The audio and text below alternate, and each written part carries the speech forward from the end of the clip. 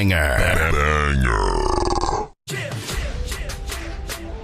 It's Nukkle HeDD Comics Tuesday. It's fucking Tuesday. We got Lay in the building. We got Cap in the building. Cabs can't make it tonight, but he's here in spirit on Lay. My man, just chilling, brother, chilling. What's up, Cap? How you doing? Doing pretty good. Is that and the father goes shamefully? That's my son.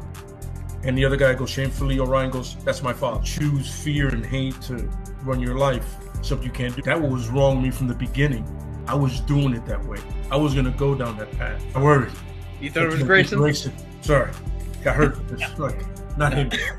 Not him. Crack his brain for somebody, anybody that can help, and remembers. Freeze. The media. No, Randall Savage. Randall Savage. With his knowledge and all other shit and his capacity to learn. Absolutely. This is the only vegan I'll ever eat is grilled chicken wings, because that's like vegan to me. You know what I'm saying? Because the chicken wings are supposed to be fried, but you grill the chicken wings, you put it in some sauce and give it some blue cheese. Is vegan. That's vegan. Like regular moo cow fuck milk, put it in some Honey Nut Cheerios, vegan, because Honey Nut Cheerios is good for your heart. You know what I'm saying? Can I steal the question from Cabs? I got it right.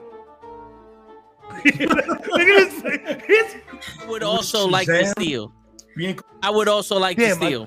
I would also like to steal. You're too late. Wow. I stay loose, I stay hype, I stay loose, I stay hype, I stay loose, I stay hype. I could do this all night, cause I do what I like. Yeah, I do what I like, yeah, I do what I like. Sipping goose, sip is right, and I go with the flow. Yeah, I go with the flow, yeah, I go with the flow. Cause I know I'm the show. In the zone, here I go. In the zone, here I go. In the zone, here I go. Yeah, they know I'm a pro.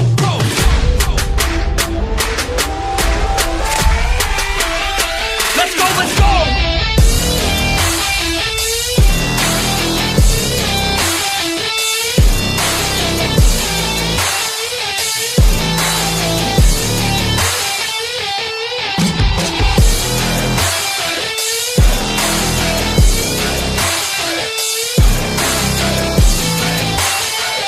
Yeah! Let's go! Here I go, I get lit, I get hyped for this shit! Right.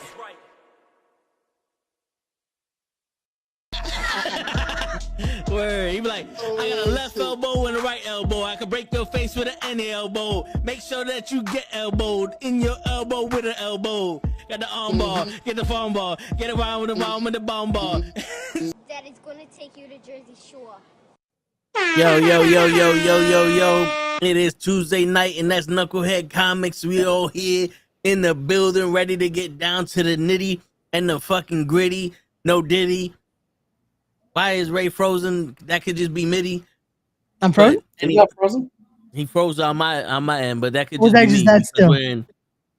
Because we're in studio 2.3 and ain't nothing to see. But anyway, we rhyming, we on time, and we got a hell of a lot of reviews, and not enough shoes to put our feet in. So with that being said, good night, everybody. And there goes show. That's why we call him show. It's not show enough anymore. It's just show. He's gonna show and leave. Show face and leave. He come in here for a plate, and he gonna boogie after he gets his food. You want some empanadas? I got empanadas. If that's how the nomenclature works, we have to rename him Show and Tell. That way it actually show up and tell us some goddamn things. Him no talkie. No talkie enchilada. Oh, But anyway, yeah, but all right, so listen, the reviews that we got are as follows. The Dragon Ball Z Spineless 7201. We got Hold on. Wait, say it again. I just thought of something. Say it again.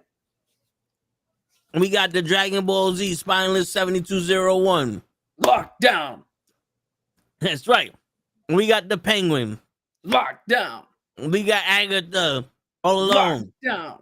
We got Terrifier 2. Terrifier 1 and 2. Lockdown. Legend of Vox Machina. No, I'm looking at this Excited to join the next stream? Stay with us now. Yeah, you ain't gotta wait. We started. We just started. You can stay with us now. Don't worry about your Discord. So you too can be Locked down. That's right. We got the Legend of Ex Machina, Amazon show about the Dungeons and Dragons for all that. yeah. Down. We got some news for the day. Also, don't forget, man, Thanksgiving. I saw that Thanksgiving. The movie Thanksgiving. Oh, y'all finally saw it? Hey, now we can talk about it. He saw it. Hey. I'm still on the waiting list. God damn it. Well, me and fucking Kat will talk about it because yeah, I like that you're watching horror because now it's my favorite he's been watching horror. I just didn't have the time before. Well, now we can talk about it. It was me, Austin. It was me all alone. Should we get into the bad news? Lockdown. Oh. So what's the bad news? The bad news is it has been reported that screenings for Captain America Brave New World has been done. Test screenings. Okay. They showed they showed two different versions. People who showed up either got a red band or a green band. And both versions, people were saying that the movie's not good. Oh shit. And this is with the new footage and shit that they shot. So it's not like they're seeing an old cut. So Seth Rollins was not the reason they were tanking. Yes. Yes. They trust Seth Rollins. They didn't give specifics, so it was Seth Rollins. But yeah, it was Seth Rollins. I'm pretty sure it was Seth Rollins. 127%. But that doesn't bode well for this movie.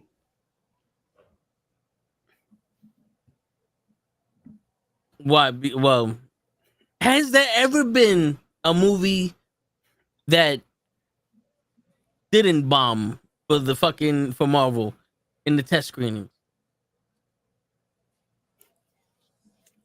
I don't remember too many of the test screenings being publicized. Even if the test screening was good, it wasn't publicized. Which I don't think Guardians did bad. Huh? I don't think Guardians of the Galaxy did bad on the test screenings. I remember that was one of those that they put out too that was actually. Yeah, but if you think about it, Marvel, if the test screenings were good for Marvel movies, we'd hear about it all the time. Which leads me to believe that whenever you hear about a test screening, is probably true. Maybe not as bad as they're saying, but more than likely true. Okay. Now, here's the real question. Has there ever been a movie that is tested bad that came out and was actually good? Because that I don't think so. The two movies we're going to talk about today. Oh, well, so there's a caveat there. There's a difference when a movie is made for a specific reason and fans just are not with that reason. You can still find entertainment. I know. I was like, because both the Terrifier series and Thanksgiving got low ratings on the test screenings. So, but to be fair, the versions they saw probably are not the ones we got in the theater. Oh no, definitely not. The movie we was watching today, show. That shit was crazy. And he only saw a little bit of it. All right, so which is there any other news, or should we start getting into some of these? Well, let me see. Hold up. We got plenty of news. Is there anything? Is Blade ever coming? Can y'all hear me? Okay. Yeah. Only when you speak though. I'll put some cheap headphones on. No, because we can hear the background too. But sorry. So Marvel reportedly has been really excited with an idea for Moon Knight season 2. Oscar Isaac is expected to return as the iconic character in the MCU. So they have an idea for part 2 of Moon Knight. Yeah. Let's see if that actually comes to fruition. Word. And then Chris Evans will reportedly reprise his role as the Human Torch in the future MCU project. I'm pretty sure this is going to be one of those Why? what should have been Multiverse of Madness was, where there's going to just be a bunch of, like, you know, Deadpool versus Wolverine, but a bunch of them. You know, like, you know, it's like, oh, it worked for Deadpool and Wolverine. Yeah. Don't make it cheesy, though. Yeah. Okay. We already seen him skinned alive. What else can you do with this guy? He's just gonna keep dying, isn't he? Probably. They're bringing him back to kill him again. Oh, get this. What's up? People don't realize this. I think I was the first one to discover it. And if you heard this before, it's because I went back in time and told you. Oh, sure. In Doctor Strange Multiverse of Madness, Yep. when he meets the Illuminati, Mm-hmm. he makes a reference. Fantastic Four, weren't you guys a 1960s cover band? Yeah, weren't you big in the 60s, he said. And the Fantastic Four is going to take place in a futuristic 60s. So, foreshadowing anyone? Okay. Could it have been foreshadowing? Possible. Was it more likely that they just referenced the comic book and then the new writer and director of this movie said, well, we'll set it like the comic book? Probably. This is more the answer. No. You have 3 shadowings, and I just gave you 4. No, They I knew. refuse to believe that anybody who worked on the madness of the Paintverse was that clever. They knew. They knew then, and they did nothing. So you're welcome, Screen Junkies. We have another 6 episodes of multi-theory madness of the it should have been Baron Zemo or Dormammu. Wait, what's her name? Huh? What was the guy that they kept saying in WandaVision? Mephisto. Mephisto, Yeah. there you go. Mephisto made them in the 60s. Yo, I'm more every rapid time- news. Okay. Just on a side tangent. Every time I hear Dormammu, I just want to be like, Dormammu's so fat. How fat is he? That bitch sat next to everybody in the classroom.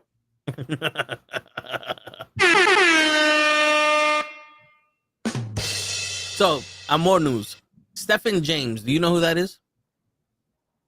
It sounds familiar. I don't know who that is. I can look him up. Let's look him up. What does he do? How you got news with somebody that you don't know? I'm about to tell you. Let me just. I said, how he got news about somebody he don't know? I know everything now. Shut up. He is. Okay. He was the guy who headlined Race. He was in 21 Bridges, I think, as one of the crooked cops. He was in a bunch of other stuff. He is heading the race to play Jon Stewart's Green Lantern. Oh, okay. The dude who I thought was Kid Cudi. Yeah. All right, that's not bad. And Kyle Chandler has already been casted for Hal Jordan. Yeah, that we knew. I think last week we said that. That's not bad. I can see this dude as John. They gotta cut his hair a little bit, but yeah. Yeah, just give him a more militaristic look and feel. He did pretty good in 21 Bridges. That movie was good by itself, yeah. All right. One other thing, rumor, Marvel Studios is tell me he don't look like Kid Cudi though. Yeah, he does. The rumor is Marvel Studios is moving forward with the R-rated projects, images shown 2 of the rumored projects, and the Midnight Suns movie may be rated R. There is also an untitled movie that will be rated R. So we got Mephisto, Ghost Rider, and Midnight Suns. Yo, you know how Cabs is the one who's most likely to just show up to a Marvel movie regardless, right? Yes. If you make an R-rated Midnight Suns and or Ghost Rider, I will be there no matter how bad the MCU has gotten at that point. Well, Ray told me, because he's muted. Yeah, I was like, you have a ticket sold already. Yeah, that's right. Ray told me that if they come out with the R-rated Midnight Suns, not only will he see the movie at midnight, but he will bring 2 of his lucky sons with him. Ooh. At random. Is that why he got the hat? Yep. Yo, Cap, even if it's as bad as... Wait a minute. What the fuck happened? Yo, my man was in the middle of a sentence. Now he I knows was how going to say, who's here? Who's here? I was going to say, even if it's as bad as Joker 2? I mean, I wouldn't know that until I showed up and sat in the theater. So, yeah. Hey, you could walk out once halfway through, you notice. Now, if a movie makes me walk out, yeah, I'm getting my money and souls back. I'm gonna turn into the Ghost Rider and collect souls. I heard that Joker 2 had people walking out, bro. Bro,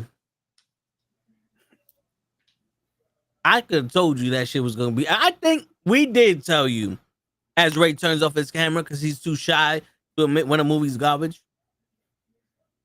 I think I did tell you. I think what over here, aka Cap, told you this movie was gonna suck based off of the story, that it was a musical, and I saw something in the second trailer that said to me, this ain't it. This ain't it, player. Go back in your bag of tricks and shut the fuck up. And I think one of the things that inadvertently hurt the Joker was the fact that our glittering Batman is still Batman, and they haven't recasted him yet. He's like Aaron Rodgers. Sounded good. Preseason looked good. Movie came out. Not another. You fired the coach. Fired Batman. Get him the fuck out of here. Joker 2 should never been made. Tell him, Ray. He didn't do bad as Batman. He did bad as everything else, though. Nah, the real reason why he was a detective that couldn't detect. He was a rich man that had poor technology. He was the Reaper of Revenge that just beat up fucking homeless kids that were in a gang. He gave a cat woman milk. Yeah, that was vital to the story. That milk was vital to the story. Yo, he needed to solve the riddle of a thumb being cut off, connected to a shift thumb drive. Nigga, just put the USB stick in the center console. We would have found it. There was a detective with him, Commissioner Gordon. He'd have found it. Trust me. World's smartest man don't know what a fucking carpet tool is. Or what the rata means. I feel like you could put 2 and 2 together a little too easy. Well, I mean, when you're not bilingual. You made me think of another question. If they canceled one Catwoman because I don't know what it was whack. What's up, brother? Why they couldn't do that with Joker 2? And how bad was Batwoman? Was it Batwoman? What was it they canceled? Remember? Batwoman. Batgirl. How bad was Batgirl that they canceled it and they didn't cancel Joker? Here's the thing. They canceled that because it was a woman lead. If the Joker was a woman, they'd have canceled this movie.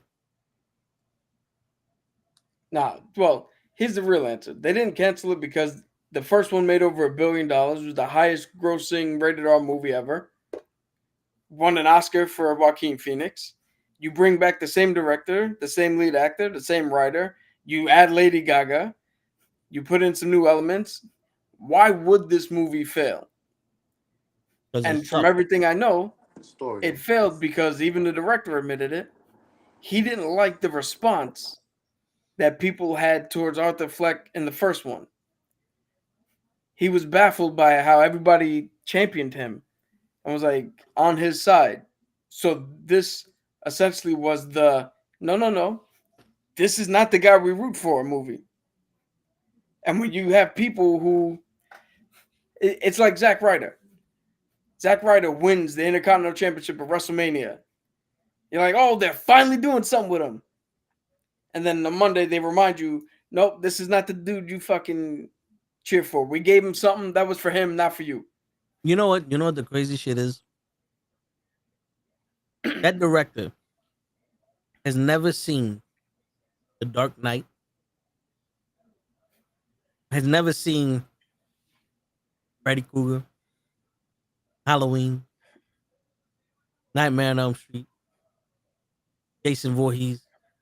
Never seen any of them. I say this because Heath Ledger's Joker was championed. He's still championed to this day. He was the best part of that movie, people say. Freddy Krueger, Freddy Krueger, Michael Myers, and Jason have fucking franchises off of them. People dress up for them, dress up as them for Halloween. I did it. They remake that movie every 20 years. Every Halloween, they show a marathon of those movies because they love those characters.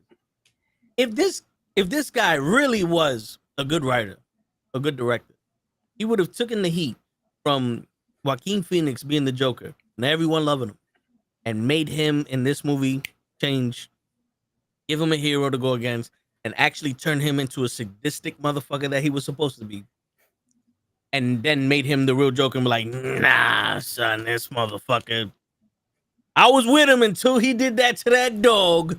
Mm-mm. Yeah, but you're basing your judgment, which is correct, off of a comic book movie.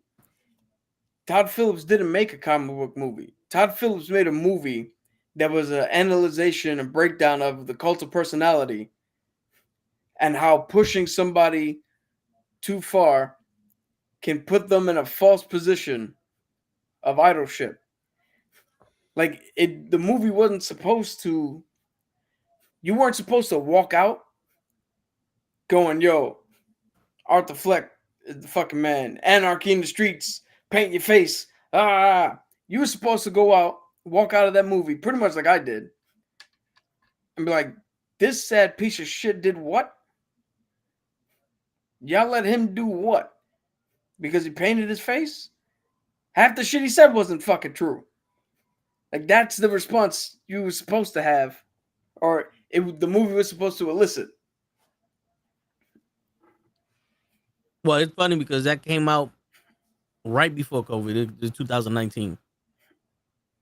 And around that time, that was when people were at the precipice of shit's going to change. You know, we just had money. We didn't have money handed to us at that point, but Trump was supposed to clear the swamp, all this other shit. Everybody was following that character that this man made that wasn't supposed to be followed. Everybody was following Trump. Trump was the living embodiment of the Joker. And then 2020 came, and we found out. Maybe the shit he's saying wasn't true, but someone is bending us over further than we're used to. And then not even leaving the money on the counter. They just leave. They're just walking out. You can't even be treated like a whore anymore. As Show walks the line. What the fuck is he doing? That's their brown mile. Everyone that had to take a shit in that building had to walk that mile. But yeah, I mean that's what it is. Like you're in the wrong era to be doing shit like this, because everybody feels one way or another that they're fucked over by something, that somebody's screwing them over, they're being held down by some shit. The American dream ain't real. You look left, you look right, something's happening. It's all a bunch of blame them, not us shit. So when you got a guy that is living the life that he could change at any moment, but he decides to blame other people, these people champion that. And that was his problem. That's why this is now the reverse, and this is the opposite swing now. And now there's a musical. Which I usually like musicals, but yeah, this no. This ain't no Fever Peach or whatever it's called. Fever Peach.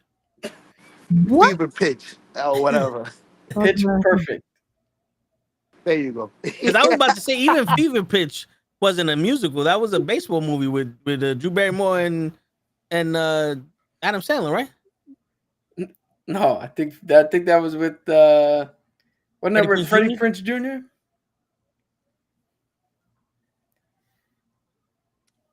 Fever Peach. No, it was Drew Barrymore and Jimmy Fallon. Oh, okay. Oh, okay. What was the one with Jesus, one of the very few Jimmy Fallon movies. Yeah. Yo, I forget he does movies, bro.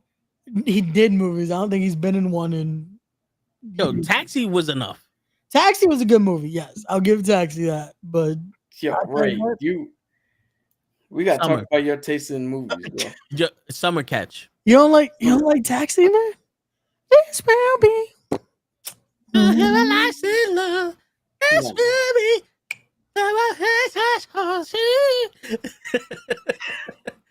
That's how he drive. I think Cap will never take my thoughts on film ever seriously again. You know what? You know what the fucked up thing about that this is? Saturday when I go see part 3. The fucked up thing about it is Queen Latifah was able to afford all that shit she did to her car. Yep. From riding a bicycle.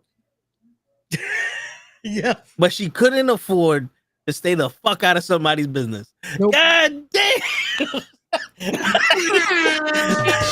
what the fuck? If she'd have stayed out of this nigga's business, they wouldn't have had to worry about nothing. She'd have been living her life. Yep. But nope. She had to mess up her relationship with Tyrone. Yep. I don't know. What was his name? That motherfucker was a model. And I don't know his name, but y'all should know him. If you know what I'm talking about, you know who I'm talking about. She could have been perfect, but now she had to keep bringing down the house. Sure. Now she got to do the equalizer because she could have mind her own fucking business. Yeah, I love how we both went to like other films. I was like, she brought down the house with her fucking partnership. Yep, see? Could have been on last holiday, but now she got to do the equalizer. Word. And if y'all caught what Talk we to the did. hand. That's what Show's saying. Talk to the hand. Yeah, Show's done with our corniness right now. He's done. Look at that lifeline. That lifeline will go on for another 30 minutes. Shit. And what was the name of that movie with her and Jada Pinkett Smith? Was they robbed the ship? Oh, Set It Off. Set It Off. There you go. That's probably how she afforded the car. Probably. Word. That's you know what it was? That was her as a Witsec. That's why she had to ride a bike. Yep. Also, because she's black, she got to be stealing. I knew it, Toe. You motherfucker. That's what they tell us. Ray, don't give me that face. Lean in. That's what they tell us. Lean in. Ray. Tell them, Ray. Put your balls on the table, Ray. Watch. Say that again, Show. Oh, so come on, Ray. So because she's black, she got to be stealing, Ray? That's what you're saying? It has not. Hold on, man. It has nothing to do with her being black. You put that in there. Just what? Because they all wore dark clothes? That's why you call them black? What did you do, Ray? They all wore dark clothes. You couldn't see them at night? What did you do, Ray? Well, they hired her because she was black. Oh, now it's minority hiring in a movie. That's why you don't like it, because it's a bunch of women? Word. Oh, so Show, what you trying to say that? You trying to say that because they're women, they couldn't steal? Is that what you're trying to say, Show? Yeah, that's sexist. Women can't do the same shit men can? Word. Women can't have a dead what the fuck was that Dead Presidents movie? Oh shit. Word. Talking about Dead First Ladies movie? Let's not say that out loud for the FBI to hear. Yeah, no bueno. Hey, listen, man. If they listening, it was Ray. God damn it, Ray. But Yeah. all right, yeah. So Everybody that was playing the home game. We're trying to get Ray to stop being so shocked. Oh my God, they said something. Ooh. Come on, man.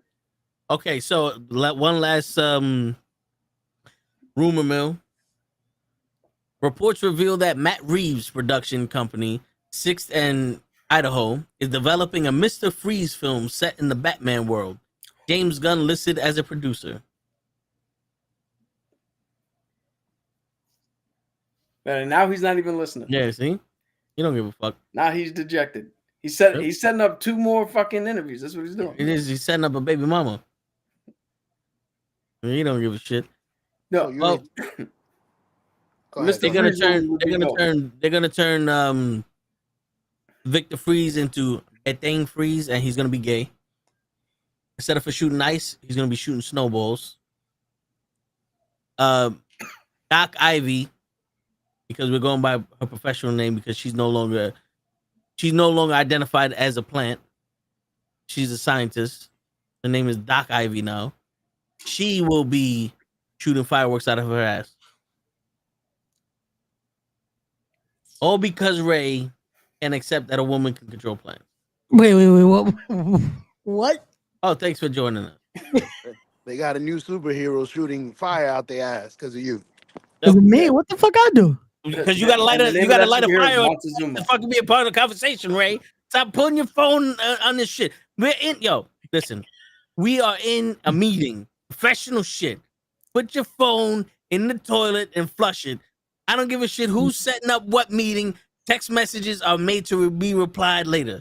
If they called you, hang up the phone and call them back. That's the way love works. That's the way phone works, and that's the way it's been working ever since.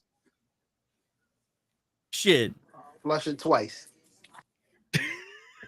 And scream, get that shit out of here. I'm doing a podcast. Now, with that being said, let's start with some of these reviews because that has been the rumor mill. For the record, good Mr. Freeze movie by Matt Reeves, I'll be down to see. Who would you want to play Mr. Freeze? Because Arnold's too old. Arnold's never too old. I'd have to look at some casting sheets. Channing Tatum? No, I think we found his character. Let's not overdo it. Yeah. Let him make a name for himself over there. Okay. Yeah, whatever the minion said. Now, real quick, before we start doing this shit, I was told to watch the show Monsters on Netflix. It's about the Melendez brothers.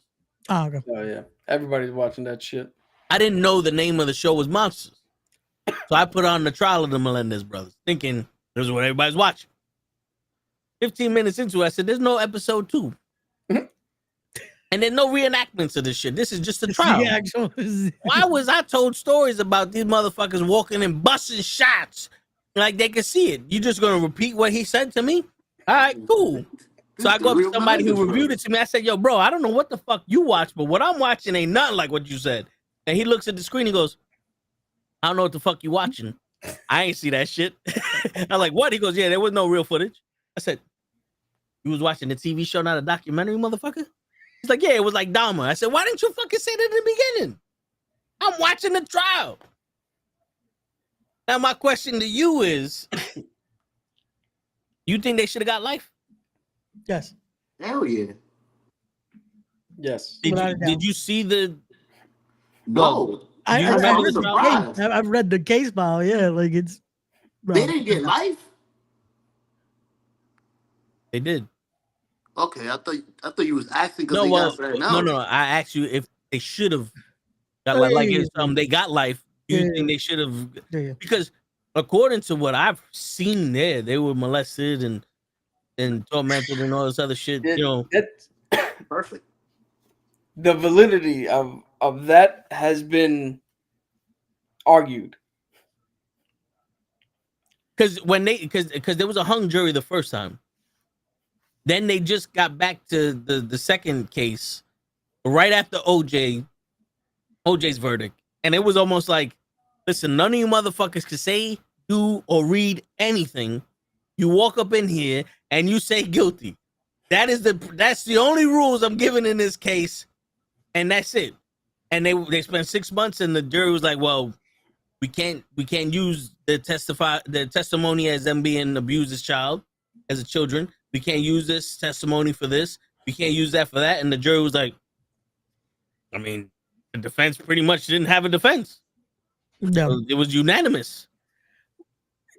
And the judge was like, also, it's like when you look at that, it's still as fucked up as it sounds, it still doesn't equate to what their mentality got to. Like, yes, it could have been a contributing factor, and that is what they should have used in the defense. But that defense, bro, fucking, they should have fired their lawyers day one. Because if you look back at the trial, look at like how they had a lost case from the get go. in the first trial, no, the first trial was hung. The first trial, they couldn't come to an agreement. That's why it was a hung jury. It was a mistrial, and they had to go back to court with a whole new set of jurors and all that other shit. The second time, they didn't have a chance to use that same defense.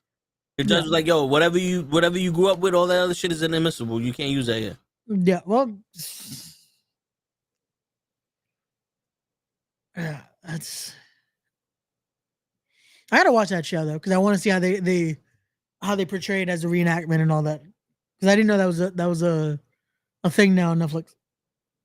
Yeah, it's because one of the brothers wrote a letter, 18 pages to his other brother. Jesus. And while they were in jail, and he sent it to him, and on the last page it said, "Destroy this after you read it," and it was a confession of everything, how he felt as a child, all that other shit. Okay. And the brother kept it. He said, because this is the most open I've ever seen my brother, and it touched me because now I get to see how he felt. So he wanted to keep it, and they raided his cell, and they found the shit. They were talking about the murders and all that other stuff too, because the younger brother went to the older brother and said that the pop's been raping him. And he said, if you tell anybody, I'm not choking up. I have. it just worked out so well. Yo, I have solid shit. I'm not choking up. Do not think that I'm crying over here. It's the younger brother goes to the older brother and says, yo, the pop's been molesting me. This, that, and this. He put a knife to my throat. He said, if you tell anybody, I'm going to kill you.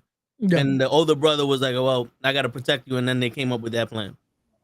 That's the story in which they said it. Yeah, man. Sounds legit. I mean, they had no character witnesses for his mother or father. Because they said everybody that met him, except for his secretary, hated him. And it sounds like another person, but... Oh, hey, don't be talking about me like that. Listen, man. When we get you a secretary... But yeah, do you think it should have been life? Yeah. From what I remember, because I haven't seen any of the documentaries of the show or anything like that, but from what I remember when I was younger and this was happening in real time, that verdict seemed just back then. Nah, yo, listen, I was too young for that. Because I remember the OJ case because it was a big deal. I only recognize the Melendez brothers as people who killed their parents. I don't remember the case. I don't remember nothing else. I just remember it was the brothers that killed their parents. Yeah. But yeah. Yeah, I remember that was the big thing because of them killing their parents. That was the big like red flag over everything. But I remember getting older and then reading the case files because as I got into law, I was like looking into cases like that because I felt like there had to be something more, And when you really look into it, it's like, it's What fucked them up was right after they did it, they went on a shopping. Like my man bought a Lamborghini, a restaurant, a fucking like another house, all this other shit. Like yo, they went on a shopping spree to the point where the government was like, "You even give a shit that your parents died?" Like this is like Tuesday they buried him. Wednesday, motherfucker got a helicopter. Wasn't that the thing? They lied about it. Yeah. See that? I think that's what always got me to believe that all right, they should be in jail. Because if they thought it was a legitimate reason, why not go with that? Yeah. Why lie about it? Yeah, I mean, because that you beat the insanity rule, time. I don't know exactly what the law is, but there was some law about a crime of passion. Yeah. Where they might have been a little more lenient on them based on if all that shit was found out to be substantiated. Like, now I know Kim Kardashian is actually trying to get them out of jail. She's trying to start a petition to get another hearing and all that. They're waiting for the district attorney. And it's crazy because, yeah, sure. No, I was gonna say, Cap said something. I was like, I'll be real with you. Even though you feel like you did it for a legit reason, you still know it's wrong. So you still gonna feel, you still gotta lie and shit and hide shit. You ain't gonna be like, no. Let me tell you something, Joe. This is nowhere near the same extent, right? Mm-hmm. Nowhere near it. But the last job I worked, I probably told the story on here. There was a family member who was just causing me nothing but fucking trouble for 3 years. There was an altercation where he came in, and I'm telling you the truth right here, live on YouTube. I threw his ass to the ground and drug his ass out of the goddamn building. Now, had anybody had questioned me and tried to take my job, I know that was wrong to do. I would have never lied. I would have told him the truth. He's been calling me, threatening my family, threatening me. He's coming here, he's threatening his mom. He come in here and does some other shit. We kick him out I have a whole list of reasons of why this took place. And if that's going to be a big deal, personally, to them, that should have been, because look at what Toad just said. We said they lied about it. Toad just said they went out and spent all this money buying all this bullshit. And the judge looked, or the government or somebody looked and was like, wait a minute. This shit don't add up now. Yeah, now it doesn't add up. Yep. But you know what doesn't happen if that happens? If you come out and be like, yo, this is what he did. This is what we did in self-defense. And now maybe the shit plays out differently for them. Yo, there was a story from the aunt that at like 2-3 years old, he puts one of them on a counter. He goes, jump, I'll catch you. The pops. And the kid jumped and the pops let him drop. And he goes, rule number 1, never trust anybody. A 2 to 3 year old. Jesus. I don't know why he waited so long. Show's muted, but he's laughing. Ray's trying not to laugh, but again, fuck. It's a horrible thing to say, but it's like, damn. Like I understand possibly why they did what they did, but it's not just, Yeah. legally, it's not just. He could have. Listen, man, we're not judges. I just wanted to talk about it because I didn't know how the extent of how you guys do and shit. Yeah. But it's just one of those things. Is like, yo, it would have maybe wait until they do, because you're walking their guns blazing. This don't look like, unless they try to make it look like it was a robbery. But and then that I think that was it. It wasn't that the gist of it that they wanted to. I don't remember, but possibly. Yeah, I think the gist was they wanted to make it look like a robbery, and then yeah, it did not work out. And said, "Put your hands up, give me the money." Blah. It's like And they left with straws. They couldn't find anything else. They just shot before they gave them anything. it's like But- one room was particularly left very untouched. Word. Pristine. Yeah, it's like they knew where they were going. Word. But Ray, it is your time now. Talk to us about the Dragon Ball Z Sparkling Zero. So Dragon Ball Z Spark Zero, the newest installment in the Dragon Ball video game series. It was much awaited because it was teased, I want to say 3 years ago now, that we were going to get another Budokai Tenkaichi game, which has been, when it comes to the Dragon Ball games, like the most loved of the series. Because they've done a few. They've done a few Budokai games. Budokai Tenkaichi was the most, like, when you think fighting games, that was the one that's like everyone enjoyed because the style was so quick to pick up. Like there was not an issue of gameplay wise. It was the smoothest.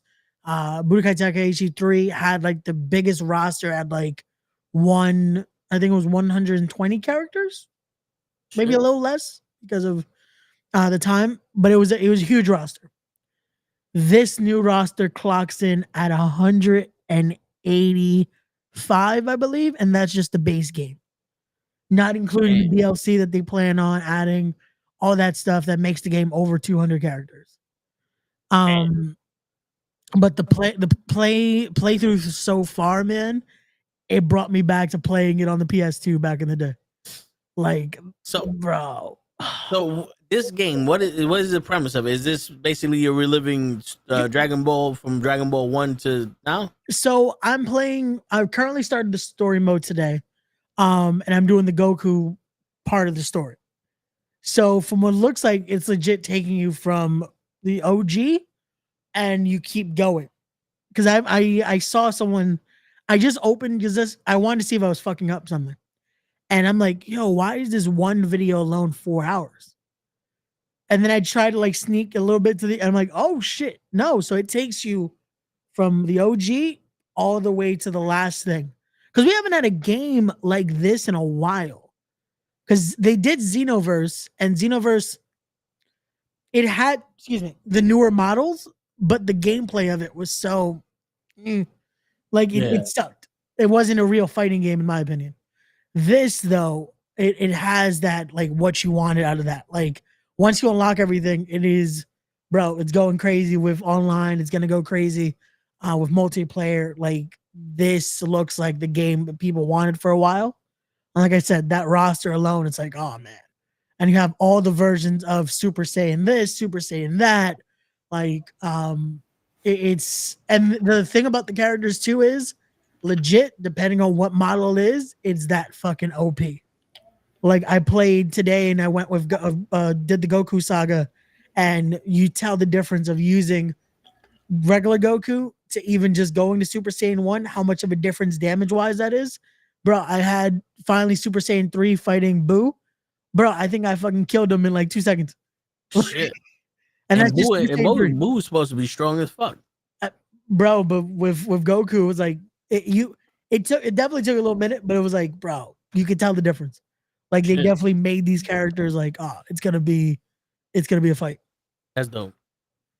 So it definitely the reviews I saw mixed just because certain people were like, oh, we wanted like this, we want like, because there's some people that like the newer way they did these video games because they wanted the free roam and all that. But for people that were fans of how the Budokai Tenkaichi series were playing those story modes, then being able to do the tournaments and all that, bro, this is fucking, to me, it's fun. To me, it's fun as hell. The gameplay is easy as hell. Like I picked up the controller and I was like, oh yeah, this is how it used to be. Like there's nothing that's like, oh, let me try to figure out the buttons again. Nope, you're good. Like, so is that like Street Fighter or Mortal Kombat or? Yeah, very. Like it's you know how with Street Fighter, like most of the time you know how to fucking do the Shoryuken and all that. Yeah. Same thing. You'll know how to do a Kamehameha like nothing. Like you'll be able to pick it up. Like okay, depending on who it is, like their special might be a little different button wise, but it goes down to the same basics of most of the time your main attack is going to be R2 square, your strike combination R2 triangle or whatever that is for Xbox. My apologies. But it's like that. That it's like a lot of it's basically same shit that it used to be back in the day. So what you're saying is Vegeta's the best character. I have not gotten to use Vegeta yet, but he might be because he usually is when it comes to a lot of these Dragon Ball Z games. I just want to see how fucking Ultra Instinct is gonna be. You can get it. So that's why I want to see how that's gonna be. Because bro. And again, you have the whole roster. You have the whole Rolodex of characters in there. So it's like I want to see how Broly's gonna be. I want to see how Jiren is gonna be. I want to see all that. You may not know this, but can Frieza get to black? I haven't gotten there yet, so I'm not sure. All right. I wouldn't be surprised just because Goku Black's in the game. Gohan Black is in the game. So I want to see. I didn't know there was a Gohan Black. I thought Goku Black was the guy that used the Super Dragon Balls and cloned them. Gohan Black is the one that comes back for revenge.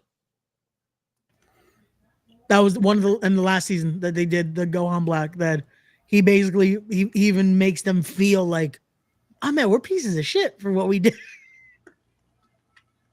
Yeah, so he's in the game. So you'll be able to play that storyline all over again. Okay. Yeah. You talk about in Dragon Ball Super, right? Yep. And that was that whole arc where he was in like the gray jumpsuit. Yep. He's in the game. So. And show, before you say anything, because I heard that little comment. It has nothing to do with them stealing shit or whatever stupid shit you're about to say. Word. No, man, but again, it is for anyone that is maybe like, why you gotta be black? For anyone that might be indecisive or thinking, oh, should I get into this? Definitely, it's worth the buy. I don't know if it was worth the $120 I paid for the game because goddamn, why these games getting more expensive every damn year? It's funny because it's not even a CD. No, it was digital. No, the CD version to basically get the game I got. So to get the fucking deluxe, whatever, there was a collector's edition this year. It was $220 for that same game. And you just get a big ass get a fucking statue. That's what you get. Yo, for that, Oma better show up to my house. I was like, yeah, I'm good with the fucking digital. And then I saw the price. I was like, why the fuck am I still getting fucked over here? Like, shit. I feel like I need to find the Dragon Balls to fucking see if I can get the price lowered. Jesus. Which statue do you get? I have no clue. I just remember it was a statue that you were supposed to get with it. A Sparkle? What's the name of it? The Dragon Ball Z Sparkle Zero? Yeah, Dragon Ball Z Spark Zero.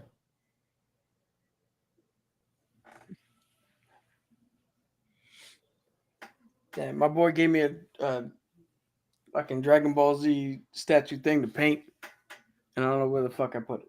Okay, so it's Goku and Broly. That's the statue you get? Yeah. Is it worth $100?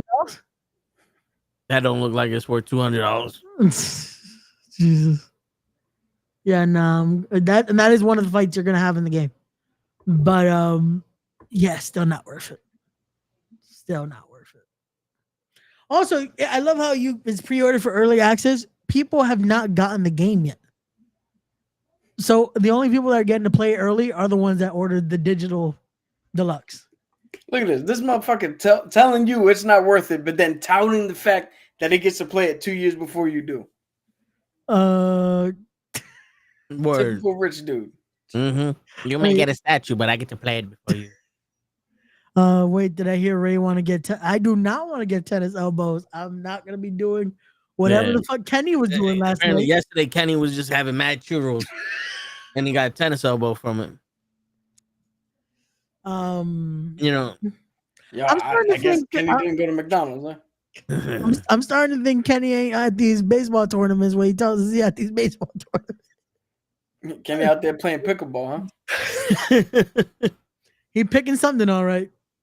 Speaking of picking, Vegeta and Goku, let's fight somewhere empty. The Joker 2 theater. Damn, yo. Bro, you know what's funny? I never noticed how many times Goku fucking says that during the series. Every fucking fight. Hey, can we go to somewhere empty? Because he doesn't want to. Bro, can we just do the fight here? Like, they saw the Zack Snyder films. They know if you fight in a densely populated area, you're gonna have to account for millions of deaths. Yo, what I love is all of their deserts have rocks and mountains in them. Yep. Every single time there's a mountain just there. Like, that's why when they go, we're gonna make a Dragon Ball Z live movie. Well, this can't be on Earth because our deserts don't look like that. Nope. About Red Rock, Arizona, Grand Canyon. That's a big ass hole. I was gonna say, yeah, the movie would have to be made at least in Arizona to fucking be able to have a somewhat desert like that. But still, it's just funny. The amount of times, I think the androids are the only ones that are like, no, fuck you. Just fight me now. Why the fuck am I gonna wait? Like, why am I waiting? Word. I don't give a shit about these people. Also, there's a lot of things that they do in the game that was just a little bit like, I don't remember it happening like that on the anime. Then I had to look up and I'm like, oh no, that's how it happened. Why don't I remember happening like there's a lot of shit. I was like, wait. Well, it's kind of like that Luke, I am your father. That's not the line. You know that, right, Ray? Wait, what's the line, Show? Show knows this. He should. The only two people on this planet who know what that line is correctly, Show and Cabs. Yeah. Even when you muted you. You think I'm gonna be correct? Yes. Yeah. Wait, You out your mind. What's I the don't line, even know Show? the question. I bet Right, so against myself. everyone thinks that the line that Darth Vader says to Luke is, Luke, I am your father. But the correct line is Luke. give me a second. I'm Hold on. Let him cook. The lie detector says, I am your father. 99%. And we didn't even take a paternity test. We took a lie detector test. He took a lie detector test. Shit. No, but so the real line is, no, I am your father. Oh. Because Luke goes, you killed my father. No, I am your father. No, it's impossible. Oh. Well, where the fuck do we all get Luke from all these years? The telephone game, bro. God, that's it's the Mandela effect. Okay, yeah. Yeah. I could have. Damn. It was another thing that was like that. Bro, the fucking Kazam shit. To this week, I saw it again. I was like, these motherfuckers really think there's a fucking Sinbad movie where he plays a fucking genie. And you know what the fucked up thing is? This is how you know they fucked up. That's like, oh yeah, and it's this kid. It's like, no, y'all thinking of fucking first kid, and are confusing it with the fucking Shaq movie. Which I don't know how you. Two different movies. Every movie that Sinbad did was completely different than Shaq. Bro, fucking first kid. Jingle All the Way. Jingle All the Way. House Guest. Bro, I hate that the House Guest is nowhere. Why is it now any streaming service? Like, that's a fucking great movie. In order for things to be on streaming, more than just you have to want to watch it. I know. But you have to pay for it. You get Amazon Prime, but you have to pay for it.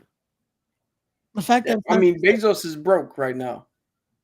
Yeah, he only has $27 billion. yeah, he lost that 1 billion. Yeah. So, Yo, all right. did you hear Bill Gates once told Letterman that if he gave away 99% of his money, he'd still have $1.3 billion. Yeah, he'd still be all right. But he wouldn't be able to live though. No, not at all. No, I mean that Yo. was that song that Leanne Rhymes. How That's the do I song. How do I live live one without day? money? I want to know. How do I shop without billions? Where would I go? Like, come I on. could never survive. How do I live with only $1 billion? That's the actual words of the song. I'm gonna tell you right now. Challenge accepted. Give me $1 billion. Let me try to survive. Real. But yo, speaking of surviving, I sat through Terrifier. Oh, we getting into Terrifier. Yeah, first? let's just get into that. We got an hour left. Dude, Yes, I sat through Terrifier 1. All right, so let's give some context. Ray has already seen Terrifier 1 and 2. yes. I've seen Terrifier 1 and reviewed it last week. I've seen Terrifier 2. Is gonna review it this week. Toe's just now catching up. He saw both of them today. Yes. Okay. Fresh. They're fresh. So where'd you start with Terrifier? All right. Damn, y'all sing better than Sexy Red. First off, Sexy Red is not a human that should be put down. Second off, yo, Sexy Red deserve whatever the Terrifier did to these girls. Anyway, you don't fucking sit in the stand. You don't stand in the fucking middle of the ring and start twerking. Fucking bitch, get out of my face. Anyway, you just pissed me off, Damien. You just pissed me off. But anyway, yeah, Terrifier 1, the initial start of the movie, you see the interview with the girl with the fucked up face, and I'm like, okay, I was already told this was low budget, so I see the makeup, I'm like, that's nasty, but you can tell it's fake. Like, there's no real human. In Nope, they made her look like there's a possibility that could be walking around. Yeah. You know what I'm saying? But the budget I didn't care about. I went into it already. Yeah. The budget. Okay, it gets better. It gets better. Yeah. So then, this shit starts happening. The guy's just staring at the girl. And I'm like, not for nothing. If I was the pizza owner and he's staring at the girl like that and he's a clown, I think I would have been on the phone like, yo, can you send somebody over here? Because my man, because I'm not, get the police here. Let them deal with it. Yeah, like now. The girl was like, I want to leave. The safest place you could have been was in that pizzeria because there was other people there. Really? Well, Because listen. a jack-o'-lantern will tell you different. Listen. This is before he shitted all over the walls. But look, he starts torturing the girls. He cuts the girl in half. Yo, he does so much shit. And I'm sitting there going, this is actually kind of funny. See? This is why I laugh at This is actually kind of funny. And then the unthinkable happens, Ray. Shit. The unthinkable happens. He pulls out a gun and shoots the bitch in the knee. And I'm sitting here going, wait a minute. Who gave this motherfucker a gun? How did he get a fucking gun? I don't care how he got in the building, how he got to her. The gun I don't was care the how problem. this building's bigger than 4-block radius. I don't know how there's a homeless woman inside the building that's also outside the building that has a baby. I don't give a shit about none of that. I don't care about how this guy has the world's loudest headphones that he can't hear a bitch screaming from 5 feet behind him. That's all believable. Gun. You can saw this bitch in half from her pussy to her neck. Believable. No problem. This psychopath pulled out a gun from his shoe and shot the bitch on some stay away from me, you crazy bitch. He had to have a weapon to defend himself. Who gave this man a gun? Who gave this man a gun? I want to meet the man who fucked up Mike Larry, and I want to meet the man who gave this man a gun. How did he pass the psych test to get a gun? Even in the street, if you say, I need a gun, give me $5. $5 here. I think the motherfucker look at the dude like, nah, I'm not giving you this shit. I'm not giving you a fucking gun. You want a gun? Here's a water pistol. I'm not giving you this shit. That to me was like, wait a minute, this is the problem. Everything else in that movie is perfectly fine. Rip the bitch face off. I don't care. You can have the bitch that was tormented. I gouged the other bitch and start laughing. Beautiful. That's family oriented. Did he pull out a gun? What, he thought he was Bozo from fucking Fresh Prince? I got a bomb and there's a gun and bang. No. He does not get a gun. He does not get a gun. I don't know. That's the only issue with this movie. It's just you know what's the fucked up part is? That's the only issue like horror purists have with this film.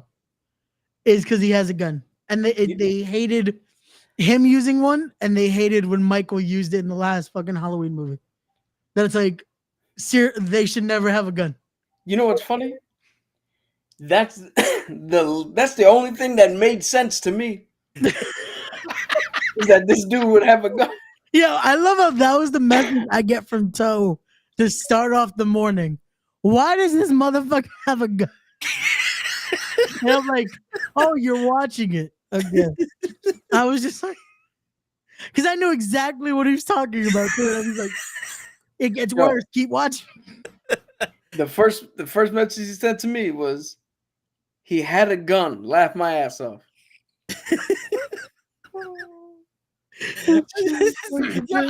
Because the initial, I thought this was a pop scare horror movie. Yeah. Adrenaline wore off. So I'm like, okay, I figured out what kind of movie this is. Beautiful. And then he has a gun, and I'm like, why? That just it fricasseed my brain. I didn't even know Michael Myers had a gun in the last one. Yeah. When he was haunting when he was breaking into the houses with him on some fucking SWAT shit. He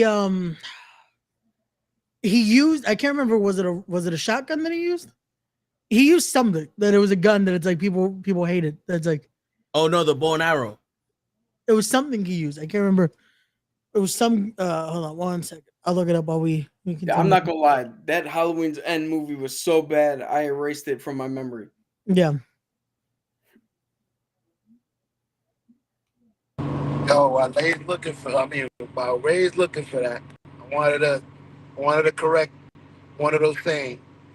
Bill Gates could give $1 billion to everybody in this world and still have $260 billion still left.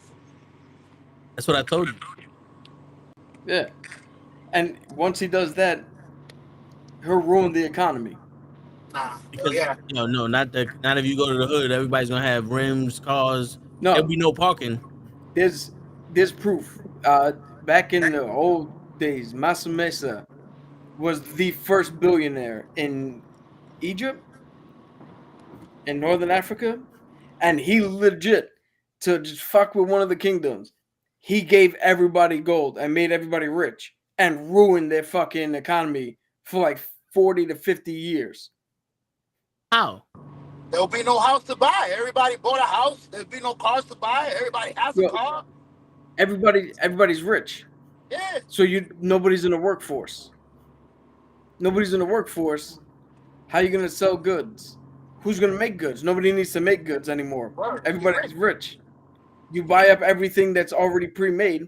Once that's gone, what are you gonna do now? Tell me something, Ben. If you had $50 billion, would you be in a building like that? It depends on if the women are hot. Jesus. But listen, I said it. If I won the lottery, I might still go to work because some of these girls are hot. I ain't gonna do shit. You're like, yo, I need you to do this. No, you the fuck you don't. I got money. What are you gonna say, Ray?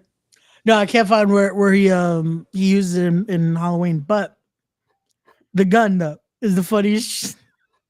There's your rant for the week, folks. Art the Clown using a gun breaks toe.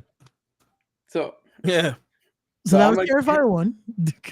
I'm gonna get into now my Terrifier 2 shit. Terrifier 2 is head and shoulders way beyond and above the first movie. Yeah. Well, now they have a budget. It was more effective. Yes. The acting was better.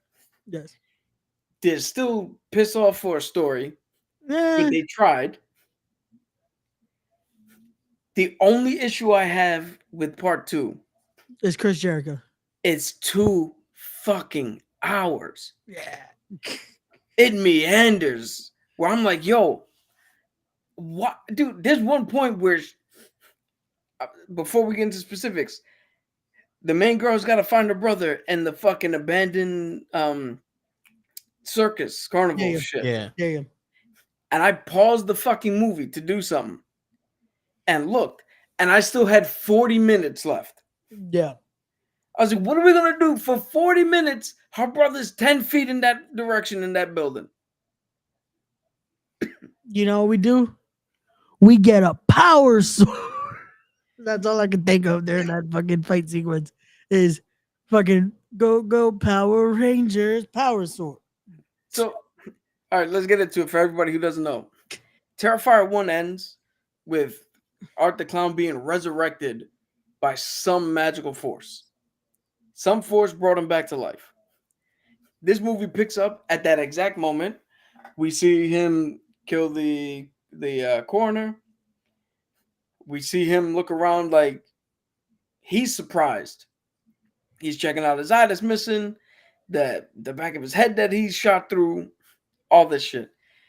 He leaves. He goes to a laundromat because, you know, I guess you gotta look clean. Even psychopathic mythical clowns gotta Look get good, the feel drip good. ready.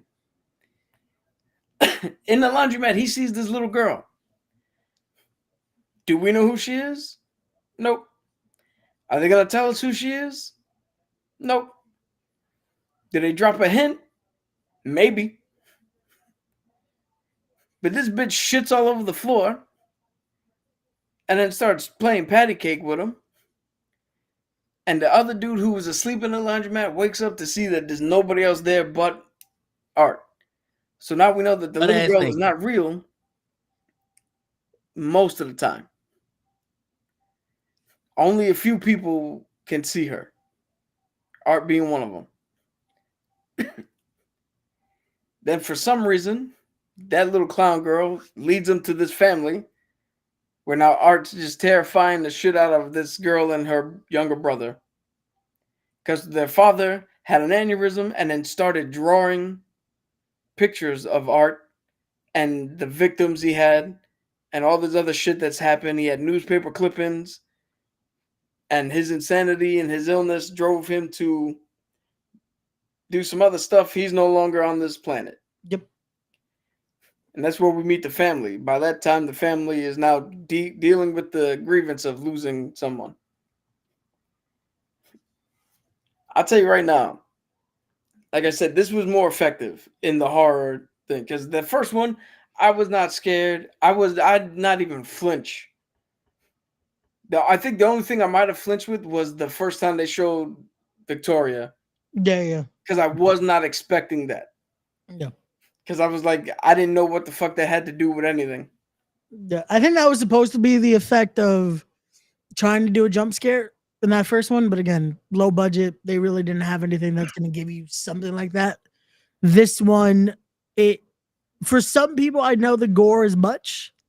Like, even apparently now, those pre-screenings, 11 people walked out on the first fucking showing of it. I'm normally not like this, right? I mean, yeah, I like the Saw movies, but the Saw movies actually have a story behind it if you get past the traps. Yeah. I was on the fence on whether I really wanted to see Terrifier 3. And then I just read. All I read was the first 5 minutes and the next big kill. That's it. I didn't read anything past that headline, and I went, well, now I gotta watch it because. Well, I think the next big kill, I think, has to be the one that they fucking tease in the trailer. It's because he's killing a kid. Well, I think I already know what everything is, so I'm not gonna say anything because I know Toe don't like spoilers, and for some reason Toe agreed to go see it. Hey, after watching this one, it just, like I said, it gets better. It's a bigger budget. Jericho It's somehow because is still it- involved in It's this. because Transformers 1 is no longer in the movie theater. Oh, is it not? Well, there's like one showing at like 9 o'clock in the morning, one showing at 7 o'clock at night. Jesus Christ.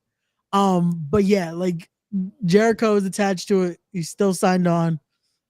He's giving it a He better budget. produces it. No. So yeah. So Terrifier 2. There's this fucking sequence where in the first one he sawed the girl in half, right? And they took their time getting there. Like it wasn't like it wasn't like Scarface. Like they took their time and was like, hey, how long would it take in real life? 10 minutes? Cool. Do it like it's real life. 12 minutes. Cut this bitch in half. There's a scene in the second one where this girl wouldn't give him candy. So he broke into her house. And oh my God. At 10 minutes into the kill, I'm like, yo, all right. I had to stop, not because I was afraid or anything. I had to stop just because of fatigue. I was like, all right, I've reached the limit of which I could see somebody get beat on. Let me pause this shit for a second. What's going on, Courtney? What's up, Come Leon? back. And there's still 5 minutes of him beating on this bitch. And then the kicker, he got her strung up, sitting up on the bed. The mom walks in. He's laughing his ass off. she's still alive. She turned. That boggled my mind. I was like, how the fuck is she alive? Also, this is still the same one where I say this is the kill I've been fucking teasing this whole time when I'm like, oh, you guys got to see it. Salt on the wounds. Literal salt and fucking bleach poured into this bitch's wounds. Yep. He fucked up her face. He split her arm. Yeah, he cut her so much. I'm like, I don't know how is she alive by that point. So here goes another. There's no fucking way. In this scene, my man ripped off her forearm to her hand from the elbow, like if it was a piece of metal that he just bent back and forth, and the skin said "fuck it" and ripped off. That's not how skin works. But hey, no problem. I'm here for this. He cut off her scalp. No problem. He cut off her back. He fucking took her fingers and ripped her hand in half. Yo, Pete Dunne is like, how the fuck you do that? Now, what I had an issue with was when my man went like this and half her face came off. He just touched her face and it came off. I was like, no. Well, he's supernatural, so we're going to put it on. I was like, ask Nicolas Cage and John Travolta about how hard it is to take a fucking face off. No. Rip arm over there. Don't do that shit to her fucking face like that. No, put effort into it. Put effort into this shit. It's like, no. Fucking put effort into this part. It was like you accidentally brushed the face with your hand and took it off. I'm like, no. So not the part where she's still alive. Meanwhile, she's been gutted. It's funny because I was showing this to my coworker because I was watching it by myself and he walks in. I was like, look at this. And I showed her, I was like, she's still alive. Every slice she's screaming. I'm like, wouldn't she have died from blood loss?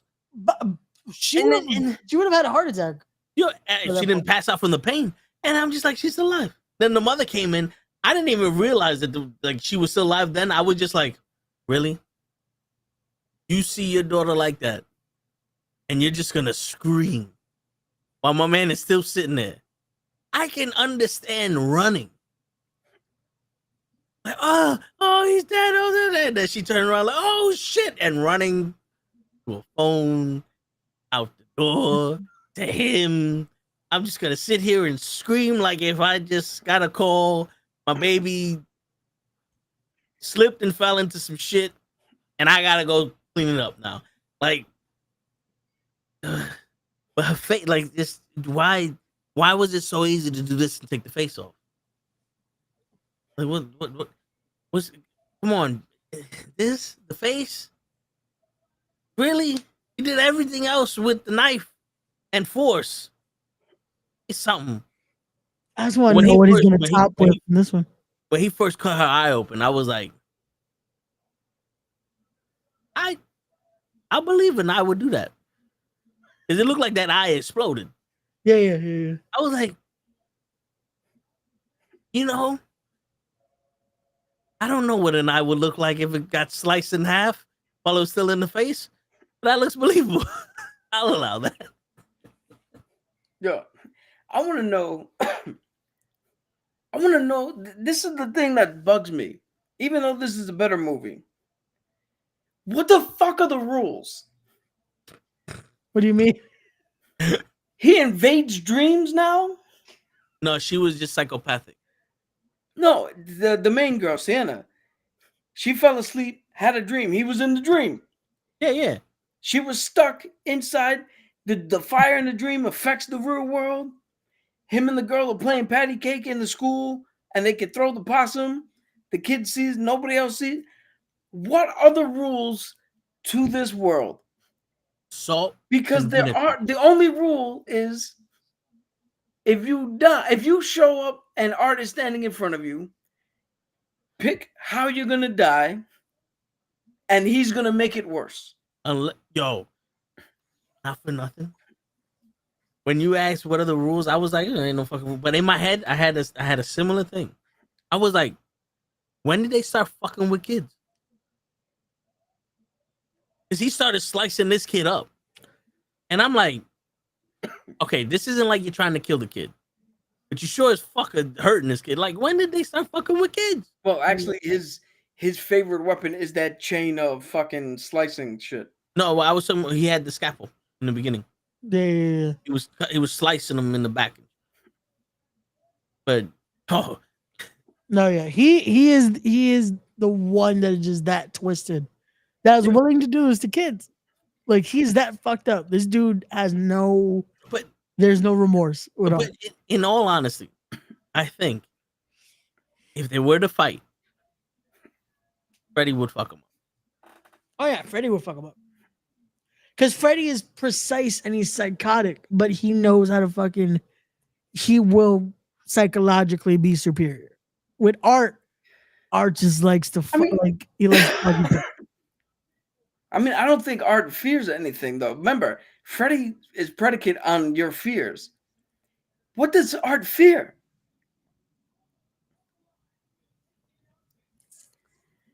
There was one thing that he got shook on.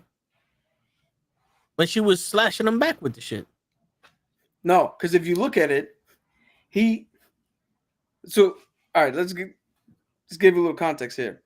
The main girl, Sienna, I believe that's her name. She took a beating. And she's hot. Best actor you could have found for this type of movie. Yeah. The Xena Warrior Princess fucking Halloween costume. Everything she did, I believe 100%. Yeah. She was amazing. For some reason, though, her father drew her a superhero and gave her a fucking sword from Themyscira. It's crafted by her Festus and all that motherfucking. That's the Wonder Woman. That's the Wonder Woman Island, right? Yes. For the people watching at home, like, show they don't understand what you said. Go ahead. So he's chasing her for some reason. They kidnap the brother, bring it to the thing. She's getting fucking mollywopped because, of course, she is. Until the sword glows, she literally heals from all of her wounds. Comes out of this. Again, what the fuck are the rules? He threw her in a pit. She wound up in a fucking water chamber inside her own dream. I don't know, ladies and gentlemen, but she got out, used the sword, starts beating his ass, and then he looks at her and is like, oh, this is where the cycle begins, and offers up his neck. He's like, yo, you already won. There's no point to prolong this. Let's just fucking get it over with so I can come back. She hacks his head off. Then the young girl fucking takes his head like a baby and walks away. We'll get to how that wraps up in a second, but before that, one of the funniest things I've ever seen. This girl's friend and her boyfriend are sitting in the car waiting for her. The boyfriend's like, yo, fuck it. I gotta go take a piss. The girlfriend looks at the window, and Art the Clown literally just said he put in the window just the tip. And then we look outside at the dude peeing, and Art literally stabs his motherfucker in the dick 147 times.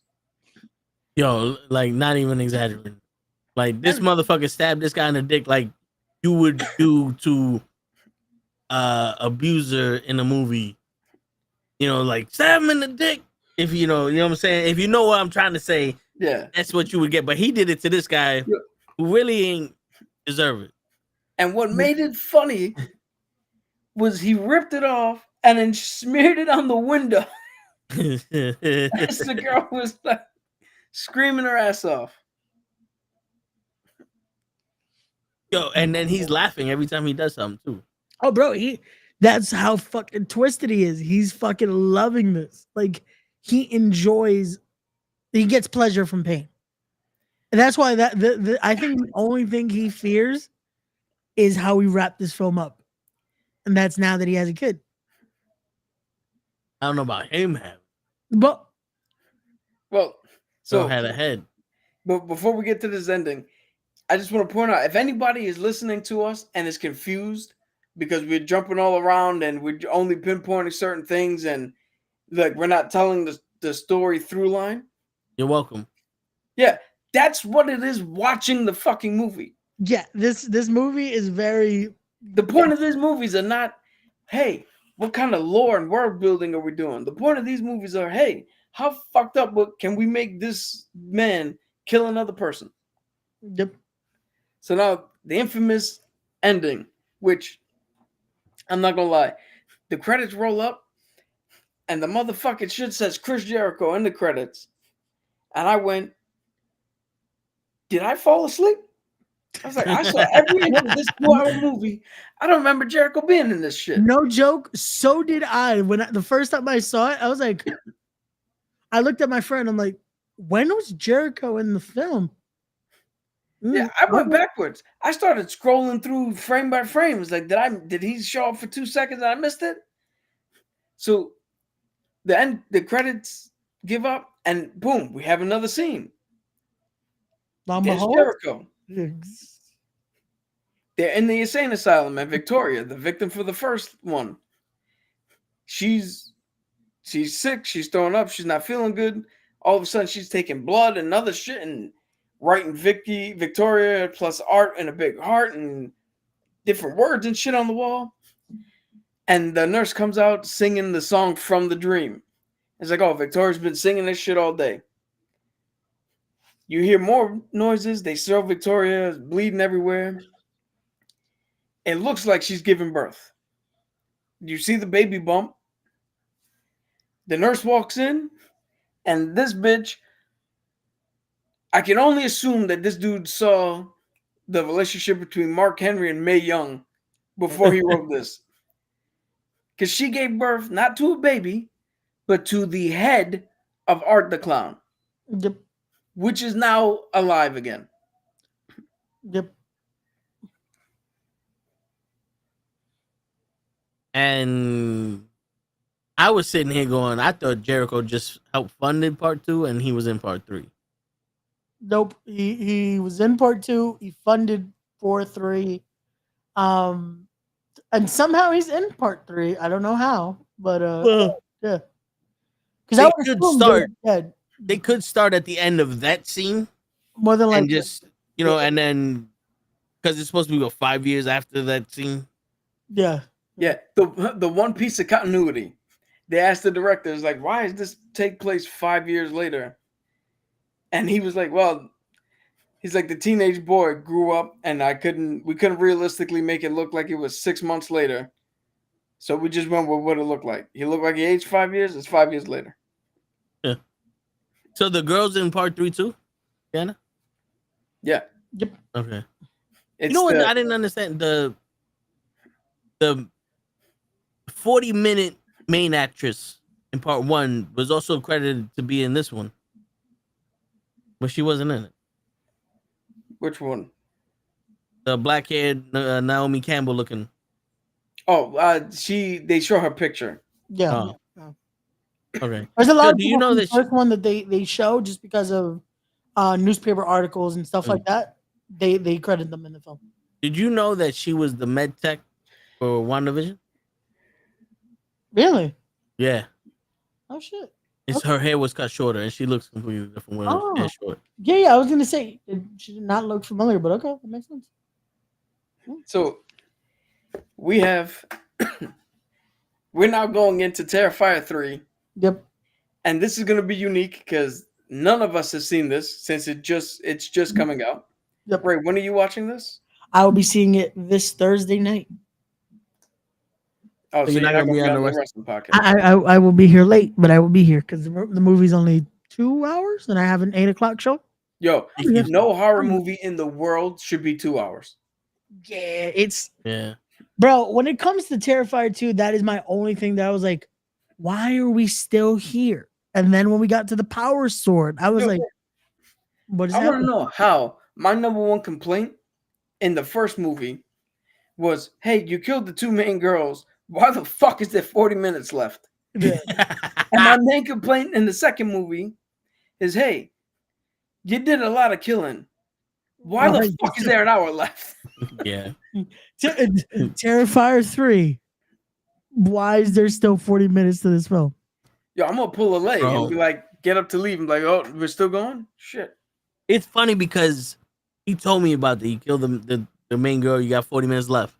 And when the main girl died and the sister was coming in, I was like, I looked at my coworker. I was like, you want to hear some fucked up shit? He goes, what? It's like, we still got 50 minutes left on this. He goes, get the fuck out of here. It's like, yeah, bro. I don't know what they're going to do, but you still got a lot of movie to watch. I'm not going to lie, with the second one, it never felt like, okay, this could wrap up here, but it was just like, oh, they still have a lot more fucked up shit to do, don't they? Oh, you just reminded me. Yeah. One thing that if I was in this movie, that would have ended it right then and there. When he walked in and saw his mom's face blown off, sitting at the dinner table, and Art walked out of the door, I was telling my coworker, if I was that age, I was a reckless kid, full of anger. But I saw my mom like that, I'd have rushed this nigga. And one of us is dying right then and there. And he's like, but you can't kill him. He can't die. Or he gonna figure out a way. Yeah. He gonna figure out a way. You know what's funny? The whole thing, you can't kill him, he can't die. Yeah, the characters don't know that yet. Yeah. To me, in that situation, that's just a dude in face paint. Word. Which that should still not make you fear clowns because. But I can't legally be afraid of clowns. No, yeah, that's what I'm saying. But yo, it was for every time he does the little. It reminds me of Show. Not because they have the same. You see how the Show just goes out of nowhere and just starts smiling. That's what it reminded me of. He's just like, bro. It's like shit. I just looked up the runtime. 2 hours and 5 minutes. Oh, so it's 2 minutes shorter than the last one. All right. Yeah. Why is it 2 hours? Yo. All right. And it's a Christmas movie. We gotta move on there. Let's get our ratings. Ray, what is your rating? Being the OG Terrifier fan. Terrifier 1, I definitely give like a 7 out of 10. Terrifier 2, I give it an 8.5. Okay. So Terrifier 1, I give a 5. No. Terrifier 2, I give a 6. All right. Based off of horror movies. No, yeah, it's not the best horror movie, but based off of movies, I'm generous with those. I was like, if based off of movies, this is like Yeah. I would give it a 5, both. Like a because I would give it a rating of my life would have been so much better if I didn't watch this shit. Both? Like it did, yeah, like one of those. I didn't need to watch it. To be fair, you know how there's nobody some movies told like, you yo, watch you gotta watch this. it's like Paid in Full. You gotta watch that, or Casino. Yeah, These are movies you gotta watch. This movie, the I ain't second gonna one lie. at least. I would say at least watch the second one. The second one's like, want to see a fucked up horror movie? You want Watch the second one. you want to experience something? Do what Show did. Walk in when somebody's watching it, see that one scene, and go, "Damn, this shit is crazy," and live the rest of your life, scot free. Wait, I was which, just about to say that shit was fine to me. The 5 minutes I watched, he beat the shit out of some girl with a chain. Yeah. You bleed. Yeah, the rest of the 123 minutes wasn't the same. yo, Show just came in for the Kublix. And I love 4 people called the cops in part 1, and the cops came 3 hours later. No one called the cops in part 2, and they came as soon as she killed the nigga. Yep. Ain't that some shit? What's your Because rating? wherever you be. Which one did I walk into today? Part 2. Okay. Yeah, the better looking lead actress. So Yo, my she's rating hot, for so. part 1, 5.5 out of 10. Okay. Are we doing this at a 10, not 100? I'm fucking with you. My rating for part 2, I want so badly to give it an 8 out of 10. Okay. But I can't, because you're not telling me his story, and I'm not just into gore for gore's sake. Got you. So the only reason it's a 7.5 is because of the strength of that lead actress. Got you. Like I've never seen somebody play anxiety. I seldom ever see somebody who play anxiety in a movie and go, holy shit, I know that face. I've seen that before. Like, Yeah. Yeah. And yo, she played high way better than those girls played drunk. When she was in the costume shop and homeboy pulled out the horn and she's like, please don't. He's like, wait. He said, stop. I felt that's how a girl would be with a creep that's terrifying the shit out of her. Oh, next to her doing some shit. Fun fact: like, that scene was part of the original short that Art the Clown was in. Oh, he did that to a girl at a bus stop. Pulled out the horn. She said no. He got closer to her. Was honking. Shit. As long as the clown don't have a gun, Damien, you right. Our grandfather was our grandfather was a party clown and magician and all that. That's why I can't be afraid of clowns. It is right. That's cool. Now, I'm not gonna lie. There's a part of me that's like, yo, I want to watch that first 5 minutes and that major kill. That's why I'm going Saturday. But there's an equally big part of me that hates myself for being like, I want to see what the fuck this is. Because I know what this is gonna be. You remember the video? It was Big Bad. You might be too young for this, right? But 1 cup, 2 girls. Yeah, 2 girls, 1 cup. And no, I was not too young because I saw the fucking video. I've never seen that video. Because I've had people tell me what the video is, and I was like, no, why would I want to watch that? I do not want to watch that. Morbid I thought I was the curiosity. only one. Nah, morbid curiosity got me. No, morbid curiosity doesn't get me because, again, I'm not normally morbid. But for some reason, Terrifier 3, I'm like, all right, show me all the cups you got. And there's going to be a lot of cups. There's going to be a lot of cups in this one. A lot of fucking, it's going to be some shit. Pun intended. Man. I just want to see what, again, I'm looking forward to it because I like fucking gore for gore at times. Just to laugh because I can't wait to fucking be the only one laughing at the stupid shit. Just because. Right. Have you ever talked to somebody about your problem? Did you not know I'm going through some shit, Cap? I No, thought you it didn't was tell him I'm going through some shit? vacation. Yo, not for nothing. Some stupid shit happened to me in the morning. I was telling Cap this. Instacart. The email that's on there, I don't have that access to the email no more. Okay. So they're like, oh, in order for us to change your email, we need to have a picture of your ID. And I tell them around to my coworker, that's funny because my bank, I can just fucking put new email in, boom, it's changed. No one's asking me no questions. But Instacart needs. But Instacart needs, God forbid, someone orders milk. Oh shit, you got milk? Nah, go to jail. You know what I'm saying? And so I'm seeing this bullshit, and I'm like, nah, I need some catharsis now. I need somebody to be tortured because of this shit. And it helped. It helped. Going into this movie pissed off helped.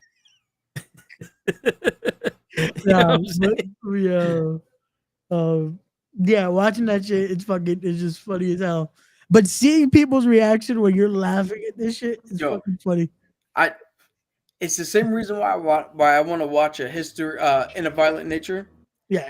I saw the theater reaction and watching people leave for the first time in my life. I was like, because I know the subject of the movie. If I didn't know what the subject of the movie is and I saw people leave, I would more than likely be like, okay, I'm not going to watch that then. Yeah. Because my mind would be thinking way worse than what I know this movie's going to do. Yeah. With this one, I feel like it's just that, though. I feel like it's the gore. That's why people are like, oh, no, I don't want to watch this. Because people leave here, I instantly went, challenge accepted. I'm going to sit through this. I'm going to sit through the shit you couldn't. Yeah. I can't wait. I can't wait to fucking just 2 hours of stupid motherfucker. Oh, man, that was fucked up. Oh, that's a lot of question. What's up? Cap, both of y'all, Cap and Ray. Sorry to interrupt. I know I'm a little delayed. You guys you're not a gory person, so you're not into Quentin Tarantino. I was gonna say that's one of my favorite directors. Kill Bill? Who? No. Yo, I thought he said you're not ready for Quilled Out Debo. I said his gore style is nowhere near this. Like this is gore where it's just like, bro. Again, I don't know what part of the movie you walked in on, but the fucking salt on the wounds, then bleach, and then we're just gonna show you what the human body kind of looks like inside out, in a sense. And still be alive. If me and you can direct a murder scene, it will be half of what we thought. Yeah, because I know me and him will pull out some shit. Like, and then a helicopter came in. Like, where did he get a helicopter in the projects? Don't worry about it. He's a clown. He got money like that. Yeah. As long as that clown ain't got a gun, we all right. Ray kills kangaroos and 4 seasons of gore shit. Damn. I'm not so much. It's not so much the gore. It's the prolonged nature of it. To where I'm like, I get it. You're torturing her. Cool.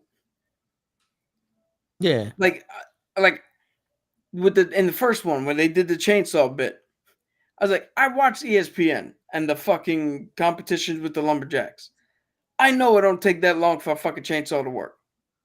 I've seen chainsaws be used for speed cutting. What chainsaw are you talking about? In the first movie where he's chainsawed the bitch in half. That was a handsaw. Either way, I've seen a handsaw before. Like, I know we didn't need 15 minutes dedicated to this shit. No, I hear you. I hear you. That's my issue with it is the length of time they revel in this shit is what gets me like, all right, let's move on. I got it.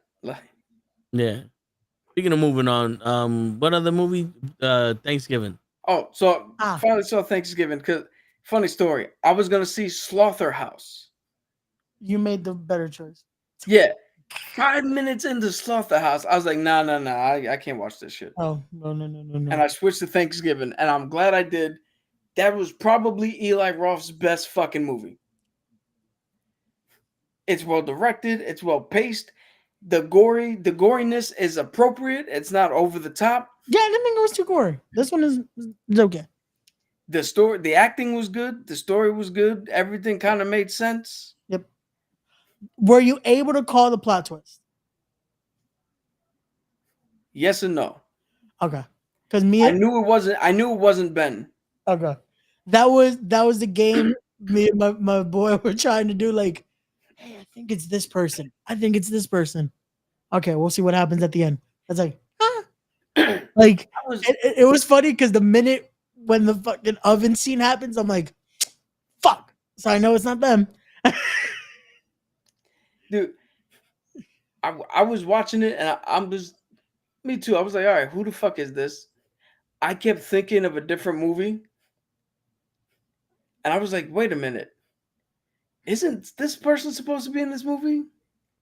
What the fuck's going on? So I kind of threw myself off the trail. Okay.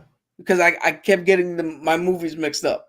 Okay. But when they showed Ben, I was like, no, that's a red herring. That Ben didn't do this shit. Yeah. I was hoping it would have been the other boyfriend. Okay. Okay. The jackass. Yeah. Nah, I didn't see the cop coming. I thought it was the cop just because of. I thought at first I thought it was gonna be the other boyfriend, and then I'm like, nah, I think it's the cop. I don't know why it's the cop, but I feel like it might be the cop. Is it fucked up though with the beginning? I was like, yeah, some of these kids kind of deserve it just because they were some assholes. Like, I was like, yeah. I didn't watch it, but I don't think so. If you're mentioning kids, then yeah, they deserve that. No, they're not actual kids. They're like teenagers. Like, oh, they deserved it even more. It's Power Rangers. It's like adults playing teenagers. Like, some of these motherfuckers deserved it just because. Word. Yeah, y'all were just not even motherfuckers. You want to shit on me? But I think also what you're thinking of, Cap, is because this whole movie is based off a trailer in a fucking Grindhouse. Yeah, like that's what this came out of. That it's funny. There's a lot of more gorier shit in that trailer than they do in the film. Because like there's a trampoline scene in the movie where in the actual trailer they show the knife goes in. If you catch my drift. Mm-hmm. In this one, they tease it, but they don't do it.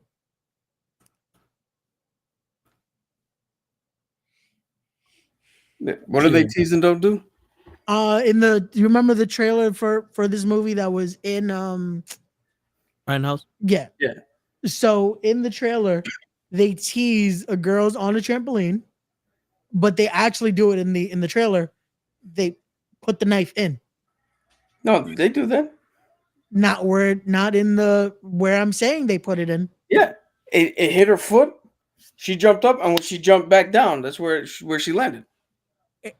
But they showed it wasn't as graphic. Yeah, that's what I'm saying. That's not as like. But that's why I'm giving praise to Eli Roth because he didn't. He went just far enough for it to be entertaining, but not where he normally goes. Yeah. Like that trailer, it's like, oh, whoa. Yeah. But yeah, it's definitely I'm looking forward to see if they actually continue it because there's supposed to be a part 2 that was spoken about after they actually made that movie. After after his performance with Borderlands. Yeah, he's probably not gonna. This movie apparently made money, and they were like, "Yeah, we'll make a part 2." Then he did Borderlands. Yeah, it's probably not going. They're not doing. There are some movies you don't need to. I mean, some things you don't need to make a movie. Yeah. So no, Thanksgiving is not a prequel to Michael Myers. No, not at all. No. Yeah. So essentially, I don't know if we told the story, but essentially, what Thanksgiving is about is Thanksgiving Day, a superstore, kind of like Walmart, decides to open up. Instead of waiting for Black Friday, they open up on Thanksgiving. Yep. The kid of the owner takes her friends inside, starts a big ass riot. In the riot, people die and get hurt. Then a year later, somebody comes back and gets revenge because somebody he loved died in that thing. Oh shit! In the trampoline, I thought this movie was what you told me about, where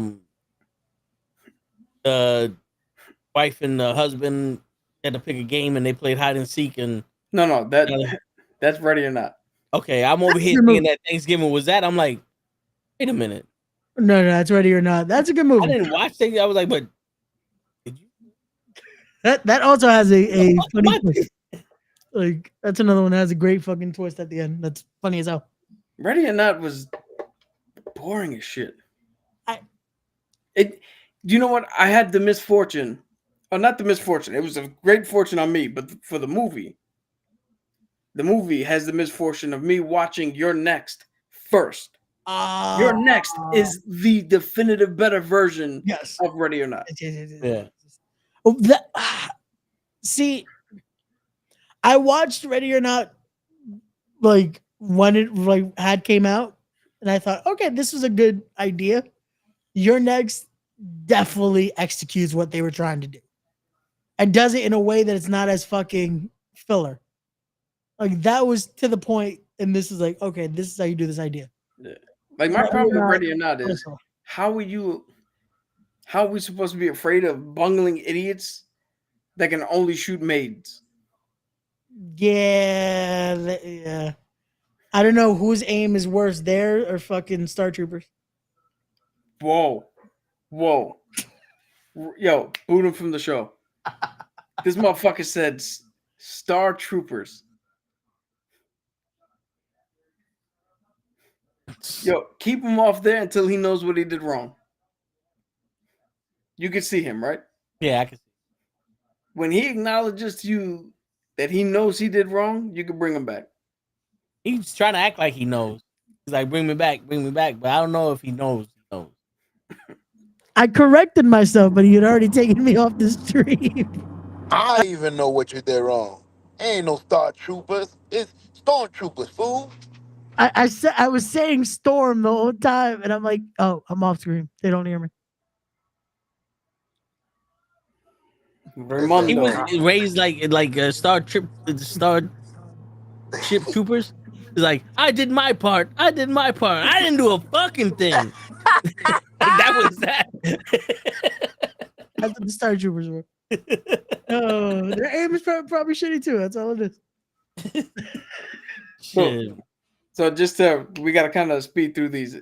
Recommendation: watch Thanksgiving. I believe it's on. Where did I see it on? Peacock. Was it on HBO Max or was it on Amazon? I know it's probably on Amazon. I don't know where you might have seen it. On Netflix. That's exactly what I said, on Netflix. Ray really wanted to be on Peacock. It's on Peacock though. No, Triller 1 is on Peacock. Terrifier. There you go. Yeah. Terrifying. We're talking about Thanksgiving. Yeah, Thanksgiving is on Netflix. Oh, good. What else we got before we get into our main event? That's the one with the guy with the hat. Yep. Yeah. On Netflix. Yeah, because he's supposed to be based off the actual Pilgrim. I didn't know there was a TikTok girl in this. Addison Rae. Yeah. She did good. There was no there was only one person that was like, all right, your acting is trash, my man, but you're gonna die pretty soon anyway, so it don't matter. And he did. if I remember correctly. Yeah. But again, that's a good one. Yeah. So good year for horror, man. Good year for horror. Next up, what do we got? Legends of Vox Machina? Agatha. Oh, all right. We're gonna skip Agatha. Wait, what do you want to talk about? I thought we were doing Legends of Vox Machina. Oh shit, yeah, go ahead. I completely forgot about him. Good. Real quick. You know that D&D show I keep talking about every once in a while? They started a Kickstarter years ago to try to do an animated short and or movie. Okay. They were aiming for like 200 something thousand. wound up over 2 million. It became the highest grossing Kickstarter for entertainment. It beat out Mystery Science Theater 3000. Holy shit. Okay. Right? Then they came up with, yo, fuck it. We could do a whole series. We could do 12 episodes. Then Amazon bought the rights to it and gave them 2 seasons. Then it came out and was such a big hit the first season that they gave them another season. And they gave them the ability to do a second animation based off of their second campaign. That's the shit that I'm waiting for the most. Give me 1 second. Yeah, okay. Yeah, and then the first 2 seasons was dope, and then now they just started they have the first 3 episodes of season 3 on Amazon that we just finished watching. Oh, nice. And so the second season ended with them with a dragon that had a vestige that was possessed, and he started like a dragon cult, and he's trying to bring hellfire on Earth. Yeah. So this team has to go and stop him. Okay. But one of the dragons that is with this dragon is like double crossing him because he knows that this motherfucker is being controlled by the vestige he has. Gotcha. So the team doesn't trust the dragon that's helping them, but also there's love triangles going on. Like the people in the group like each other, but they can't be with each other because one's seen the pain. And like this girl lives for centuries, and he saw like the future of all of them dead, and she's crying, and he's like, I can't give you that pain, so we can't be together. Another girl, she's like, everybody that I'm in love with dies or is in trouble, so I can't be with you either. And the other guy's like, well, shit, that's fucked up. And and then the 2 other people, one likes the other girl, but the girl doesn't like him. Well, I don't think she's a part of some shit, so she's not supposed to like anybody. Okay. You know what I'm saying? So it's just one of those, like, that's what they're at now, but it's a lot of inter conflict inside the group that everyone's dealing with individually. But they have to go, like, half of them went to hell to go get this piece of armor that can literally deflect dragon's breath and hellfire and all that. Ooh. Yeah. So they all have vestiges, right? That's what it's called? Yeah. Pretty much like weapons. One of them has the sword. Legendary weapons from their own King Arthur's sword. Nice. Right? So Scanlan has a sword, Myth Carver. It can show you the truth about a whole bunch of shit. Vex has the bow and arrow. Okay. Yeah. That she got from season 2. And that's one that you just pull back and the arrow comes out, right? Yeah. Yeah. Grog has the gauntlets. Okay. Which, that fight, where he had to fight the leader of his tribe to get the gauntlets was crazy. It's in the season. It's like at the end of season 2. Gotcha. Yeah, Where is it called again? The Legends of Vox Machina. Vox Machina. No, where? It's on Amazon. Okay. Thank you. Yeah, So Amazon just to give Prime. Gotcha. get back into the brief overview. The main crux of the campaign is there's different arcs. So the first arc in the first season is the Briarwood arc. Okay. And that has to do with one character in particular and what happened to him. Then it transitions into the Chroma Conclave, where dragons came in and started fucking shit up. So season 1, they're dealing with the first part of that, or season 2, they're dealing with the first part of that. Season 3 is now the second half of what they got to do to deal with all these fucking dragons. Gotcha. And they're currently on season 3. Yep, Season 3 3 now, episodes yeah. in. Gotcha. Nice. Yeah. There's 12 episodes. They come out 3 at a time every Thursday. So for the next month. Yeah. And it's funny. And if you played Dungeons and Dragons, you can tell like who drew what. Like when you roll the dice, like who drew a 20, who drew a natural 1. Gotcha. It's not that like telling, but you could like oh, that's gotta be a natural 20. That motherfucker hit that shit the bullseye. It's kind of like the D&D movie. Okay. Like if you could pinpoint where it should happen. But no, definitely I'm gonna have to check that out because that sounds that's interesting. That sounds cool. See it created like that. That's cool. Yeah. Oh, and this is all 100% owned and voiced and everything by Critical Role. Oh, okay. It's their characters, it's their voices, it's their vision. Like they don't have anybody over them telling them do it this way and that this and make that. A few of the characters also did voice acting for Marvel. One of them played Thor in Avengers Assemble. Another one played Black Widow. You know, so they're like voice actors. Nice. So. Yeah, you played The Last of Us, right? Yep. You know the woman who voices Ellie, the main girl? Yeah. She's in this. Oh, okay. She plays Pike. Oh, okay. The woman who voiced Abby in The Last of Us 2. Yeah. She plays Vex. Oh, okay. That's cool. That's cool. The guy who plays McCready in Overwatch. Okay. He's what do you call it? He's in this. Damn, so they definitely have a nice cast right there. Yeah, once you know who these people are, it's a star-studded list of people. Yeah, and the man who voices the main dragon was the one from John Wick. He was the concierge. Lance Reddick. Yeah, that's fucking dope. Yeah, they had Cheech from Cheech and Chong in there. They had, really? Yeah, they got the girl from Brooklyn Nine-Nine. The one who played the one from Encanto. That girl in Enchanted, not Enchanted. Encanto, yeah. Yeah. Okay. That's dope. That's dope. That works.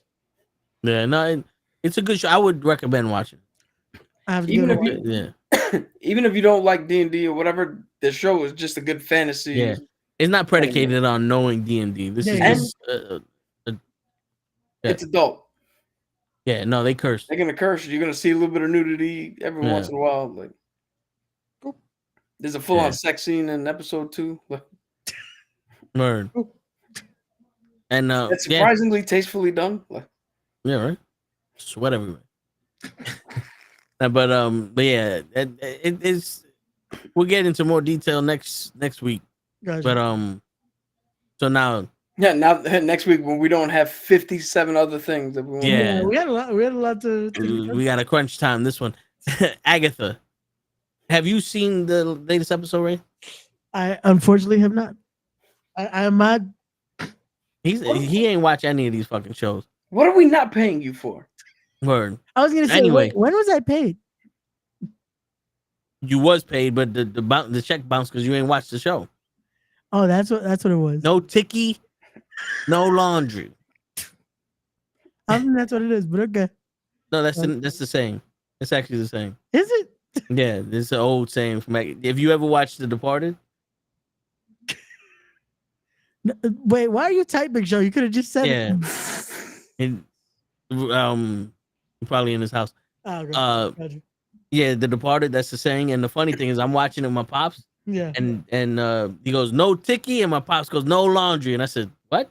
Because oh yeah, we used to say that shit back in the day. You go to laundromat, the if you don't have a ticket, I can't give you the laundry. That makes sense.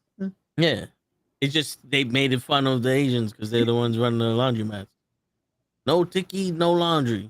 So that was the actual saying back in the day. So Ray, no watchy, no pay. All right. So now I enjoyed the last episode of Agatha. Even though this one had like music and all that, but I know what the show is about, so I'm going along the ride with what the show is about. I'm not expecting more. I'm not expecting less. So I'm like, okay, all right. I'm letting you tell me the story. Now, will my opinion change at the end of the season, depending on how this shit goes? Maybe. But right now, I'm in the theater watching Fast and the Furious, going, all right. He knocked down a fucking parking lot with his foot. We'll figure it out. So here's a question for you before I get into my thoughts. You said you understand what this show's about. Tell me what this fucking show's about. I'm being genuine.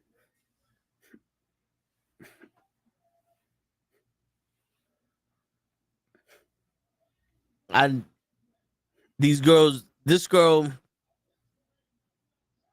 is trying to get her powers back. And the kid convinced her to go down the witch's road.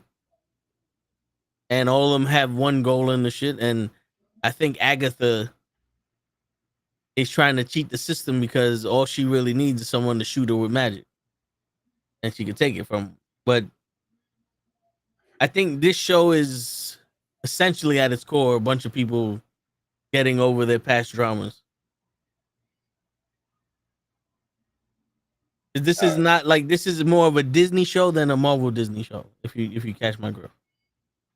You know what was the name of the show with the Disney characters in it? It was on ABC. Oh, fuck. Once Upon a Time? Yes, I was about to ask you what was the name of the Disney character show that was on ABC, but he got it. Once Upon a Time. Yeah, there you go. Yeah, so that's what this kind of reminds me of. So it's not like I'm sitting here expecting this shit to be like, whoa, how did the Hulk have a son? You know, you know what I'm saying? But go ahead. I'm glad you get it. Because to me, this is another fucking episode that is just meandering and fucking does nothing. Anchored by a cool ass fucking concept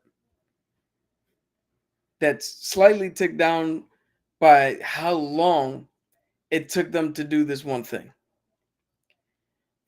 And the cool concept is originally the fire witch, the fire element, lost her mom on, they think, on the witch's road. They think she made the song in order to find the witch's road and go down and redeem her family from this curse. Turns out she actually made the song as a protection spell for her daughter, because every time somebody would sing the song, it would re-up the fucking protection. That is genius. Yeah. I actually like that. Then we get a really fucking good demonic creature. Yeah, that shit was really good fucking... makeup. My issue though is they just sang the same part of the song over and over and over and over and over for fucking 10 minutes. Like, they didn't have to fight this thing. She just had to say the same words for 10 minutes to get this shit to die. They did nothing before that. They did nothing after this. They're not doing anything. And again, it's not like I could point to like the Acolyte where I'm like, yo, this is just bad writing.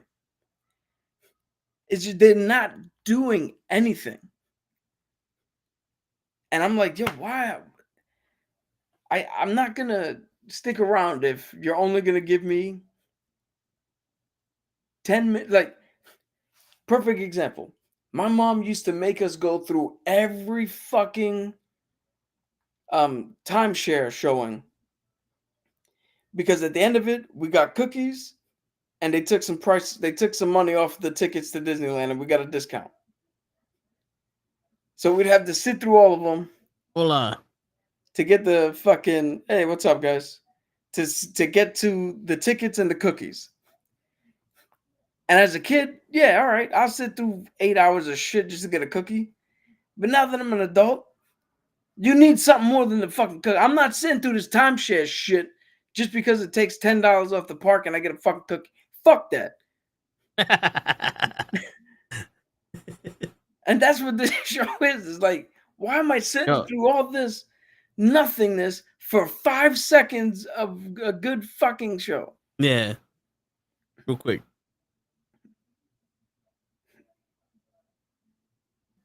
Tell Cap what happens when you offer lay cookies. If they're Oreos, you better not use the word cookies, because apparently that makes them feel like we're talking to a child. It was the funniest shit. He just said, I'm not sitting through 8 hours of this for a cookie. And it reminded me when I asked Leia, I was like, you want a cookie? And it was Oreo. And apparently I made him feel like a child. I wonder, what can we call these? Because these are fucking coconut cookies. Can we say these are cookies? Are we allowed to? I thought those were crackers. Those are biscuits. Ah. Oreos are sandwiches. Yeah. Well, listen, but we pretty much finished the review. Yeah, we just got to give our number. But listen, I understand where you're coming from.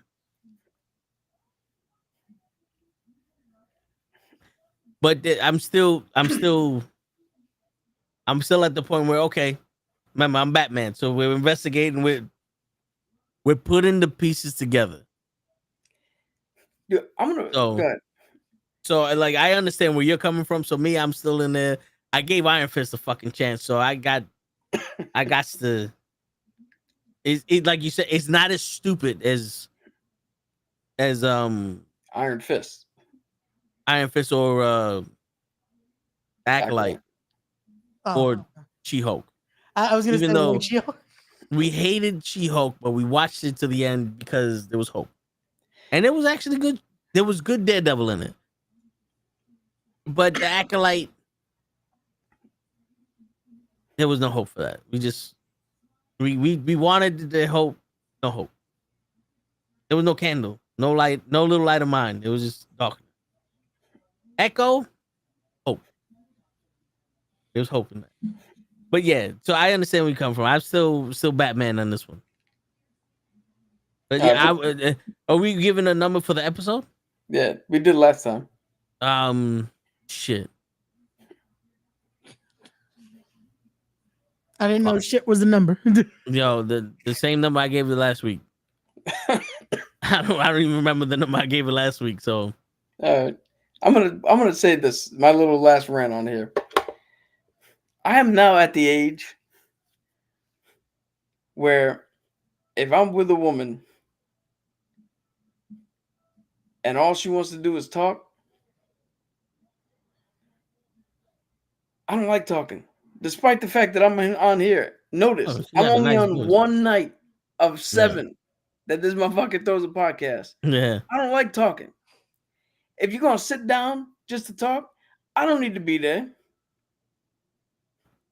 I don't fucking need to be there. And that's this show. I'm not saying that if I'm the only way I'll ever be with a woman is if something's going to happen physically. But if she shuts the fuck up. But if all we're doing is, hey, I like just want you to come here and we're gonna just talk. What the no? That's where I'm at with this show. I don't fucking care. And show me a nip slip every fucking once a show of the proverbial like here's the good part. That's starting to be like at a certain point I'm not gonna give a shit about that either. So my rating for the show again an abysmal fucking 2. But it goes up to a 4, and it goes up to a 4.5 because of the one bright spot in it. Yeah.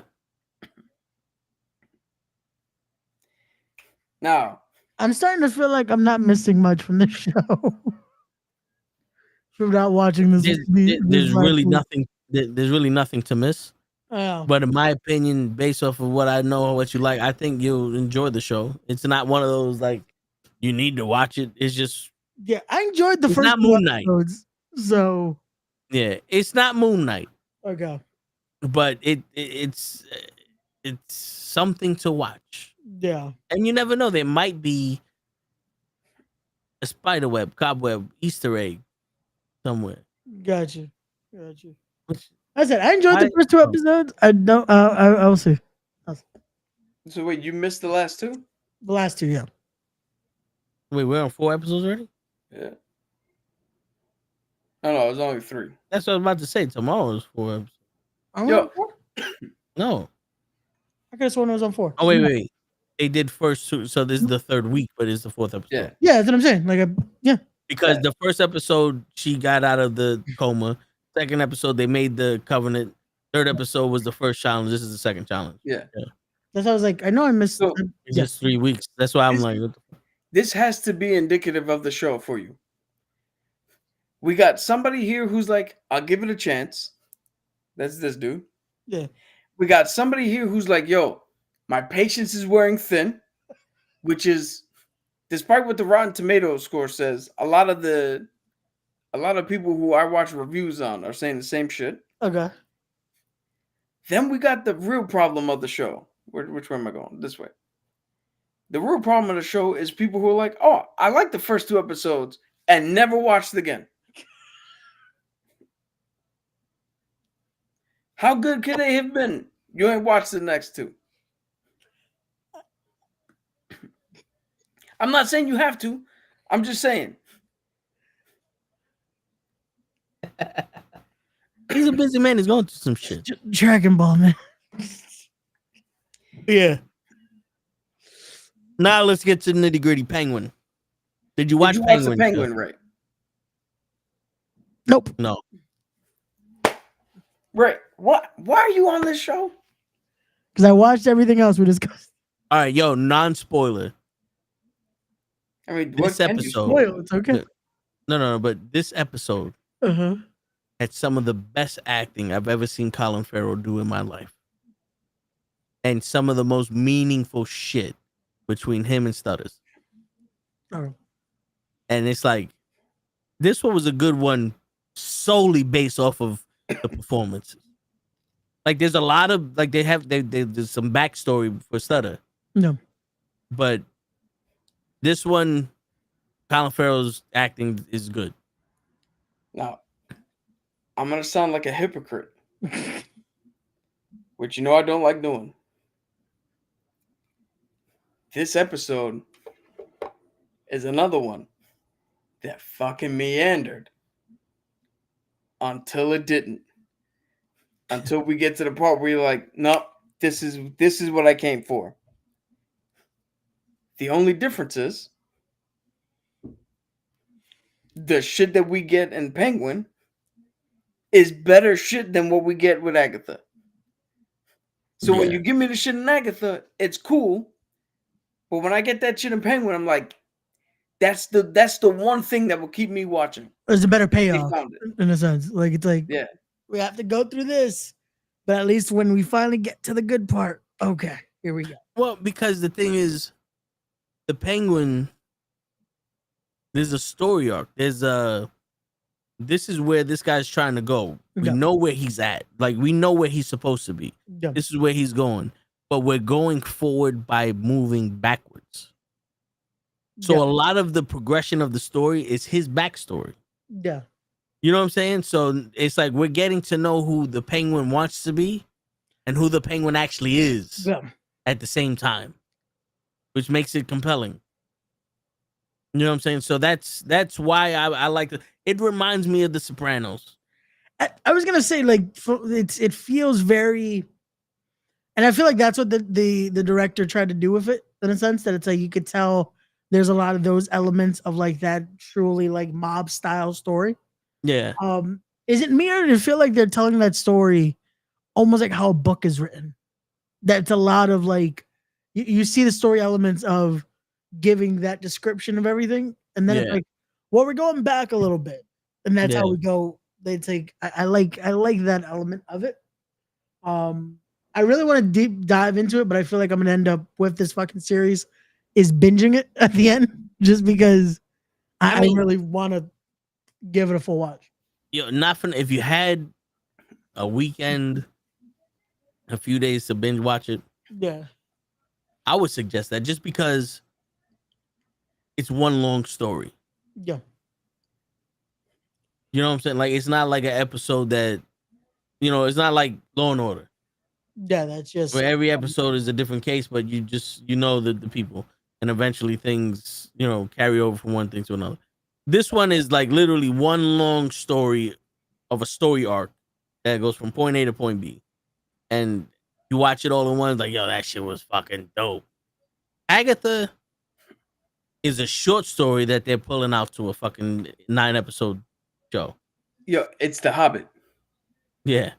It's the book that should have been one an hour and a half movie that they stretched into 3 fucking 4-hour epics. But I thought people love those. Not The Hobbit. You know how many people I know that love Lord of the Rings, but like, yo, The Hobbit is garbage. Word. But I mean, out of all the episodes, I think this is like the same thing. What I don't know what rating I gave last time, but I'm gonna keep it congruent. Like right now, these episodes are just staying on par with me. Gotcha. Like there hasn't been a bad episode yet Okay. for me, so I'm gonna keep it equal. This This would have been probably the worst episode for me if we didn't hit that fucking note. Well, that's because of just your. No, again, there was because- a more struggle. Well, Yeah. no, I think this episode for me just kind of meandered a little bit too much. Like there was a little bit too much of we're not doing anything in either direction.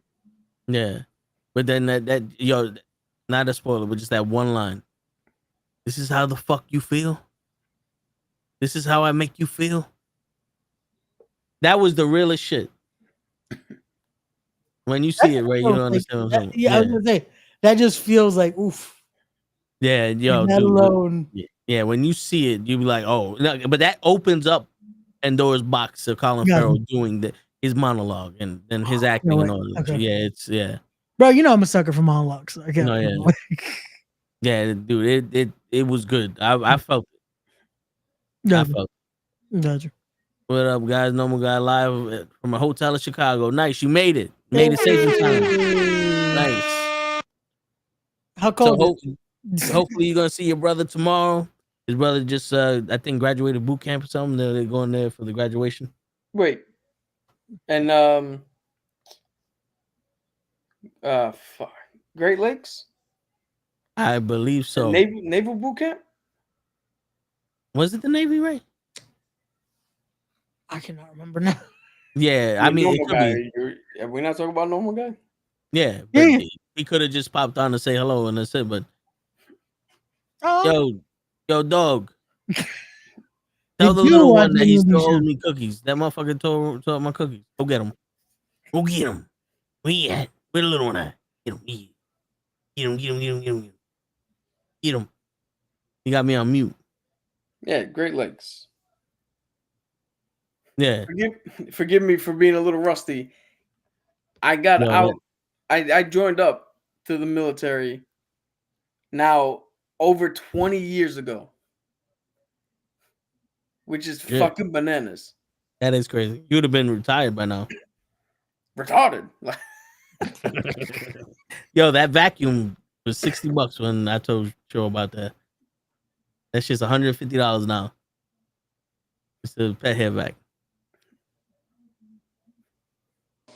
Good.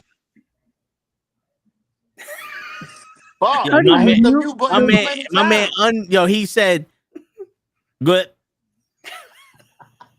You unmuted yourself to say good and muted yourself to finish the sentence. What? I was saying thanks to you. Shit, you put me on. Yo, sure. You also have a German Shepherd. Is that one just as fucking stupid? This by far has to be the dumbest dog I've ever met, and it's crazy. The smartest dog I've ever had is that little motherfucker that ate his cookies. He knows. Yo, he shorted the cookies but left the camera alone because he knew that motherfucker wasn't gonna make it back. That nigga's dangerous. But his cookies, I'm gonna fuck him up. Shit. I thought it was just mine. This guy is dumb. He pees on himself. Like he's peeing on his leg. Like, bro, that's your own leg. He just don't know how to lift up his leg. You see? He left. He's like, oh shit, he's peeing on the floor now. That's your floor. But yeah, Ray, what's your rating on the show you haven't watched yet? How are you gonna give me? How am I rated? Just by the monologue, I'm gonna give it a nice good 6.5. All right. I've watched the show, so I can't give it anything more. Just based off the monologue, I'm gonna And give your it that. expectations of this episode is a 6.5. Yeah. I give this a 7.5. I'll give it whatever the fuck I gave it last week. And not a penny more. There you go. But yeah. So, tune in next week. We'll have a more clear and concise show because we're only going to be reviewing Terrifier 3,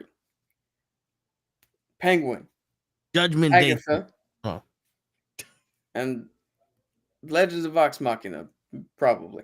Word. Just those 4. And Ray would watch one of them. I definitely am watching Terrifier 3. I definitely will be in a different location. So yeah, we'll see how this is gonna go. So Wait, you're not gonna be here next week? I'm gonna be somewhere else, but I'll still be You'll be on traveling. the podcast. I'm gonna just be somewhere else. You'll be on the record. Yeah. But yeah.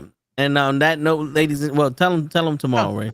Okay, so we are going to be back tomorrow at 9 p.m. as we'll be live with Knucklehead Sports, as we'll be talking week 5 of the NFL season, talking the fallout from this weekend's UFC event, and so much more.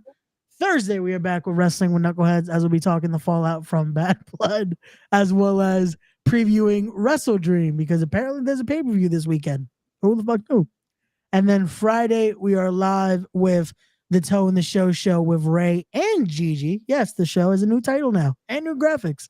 So definitely come through. We're going to have a good time and have some drinks and have a good laugh. So come in Friday. Word.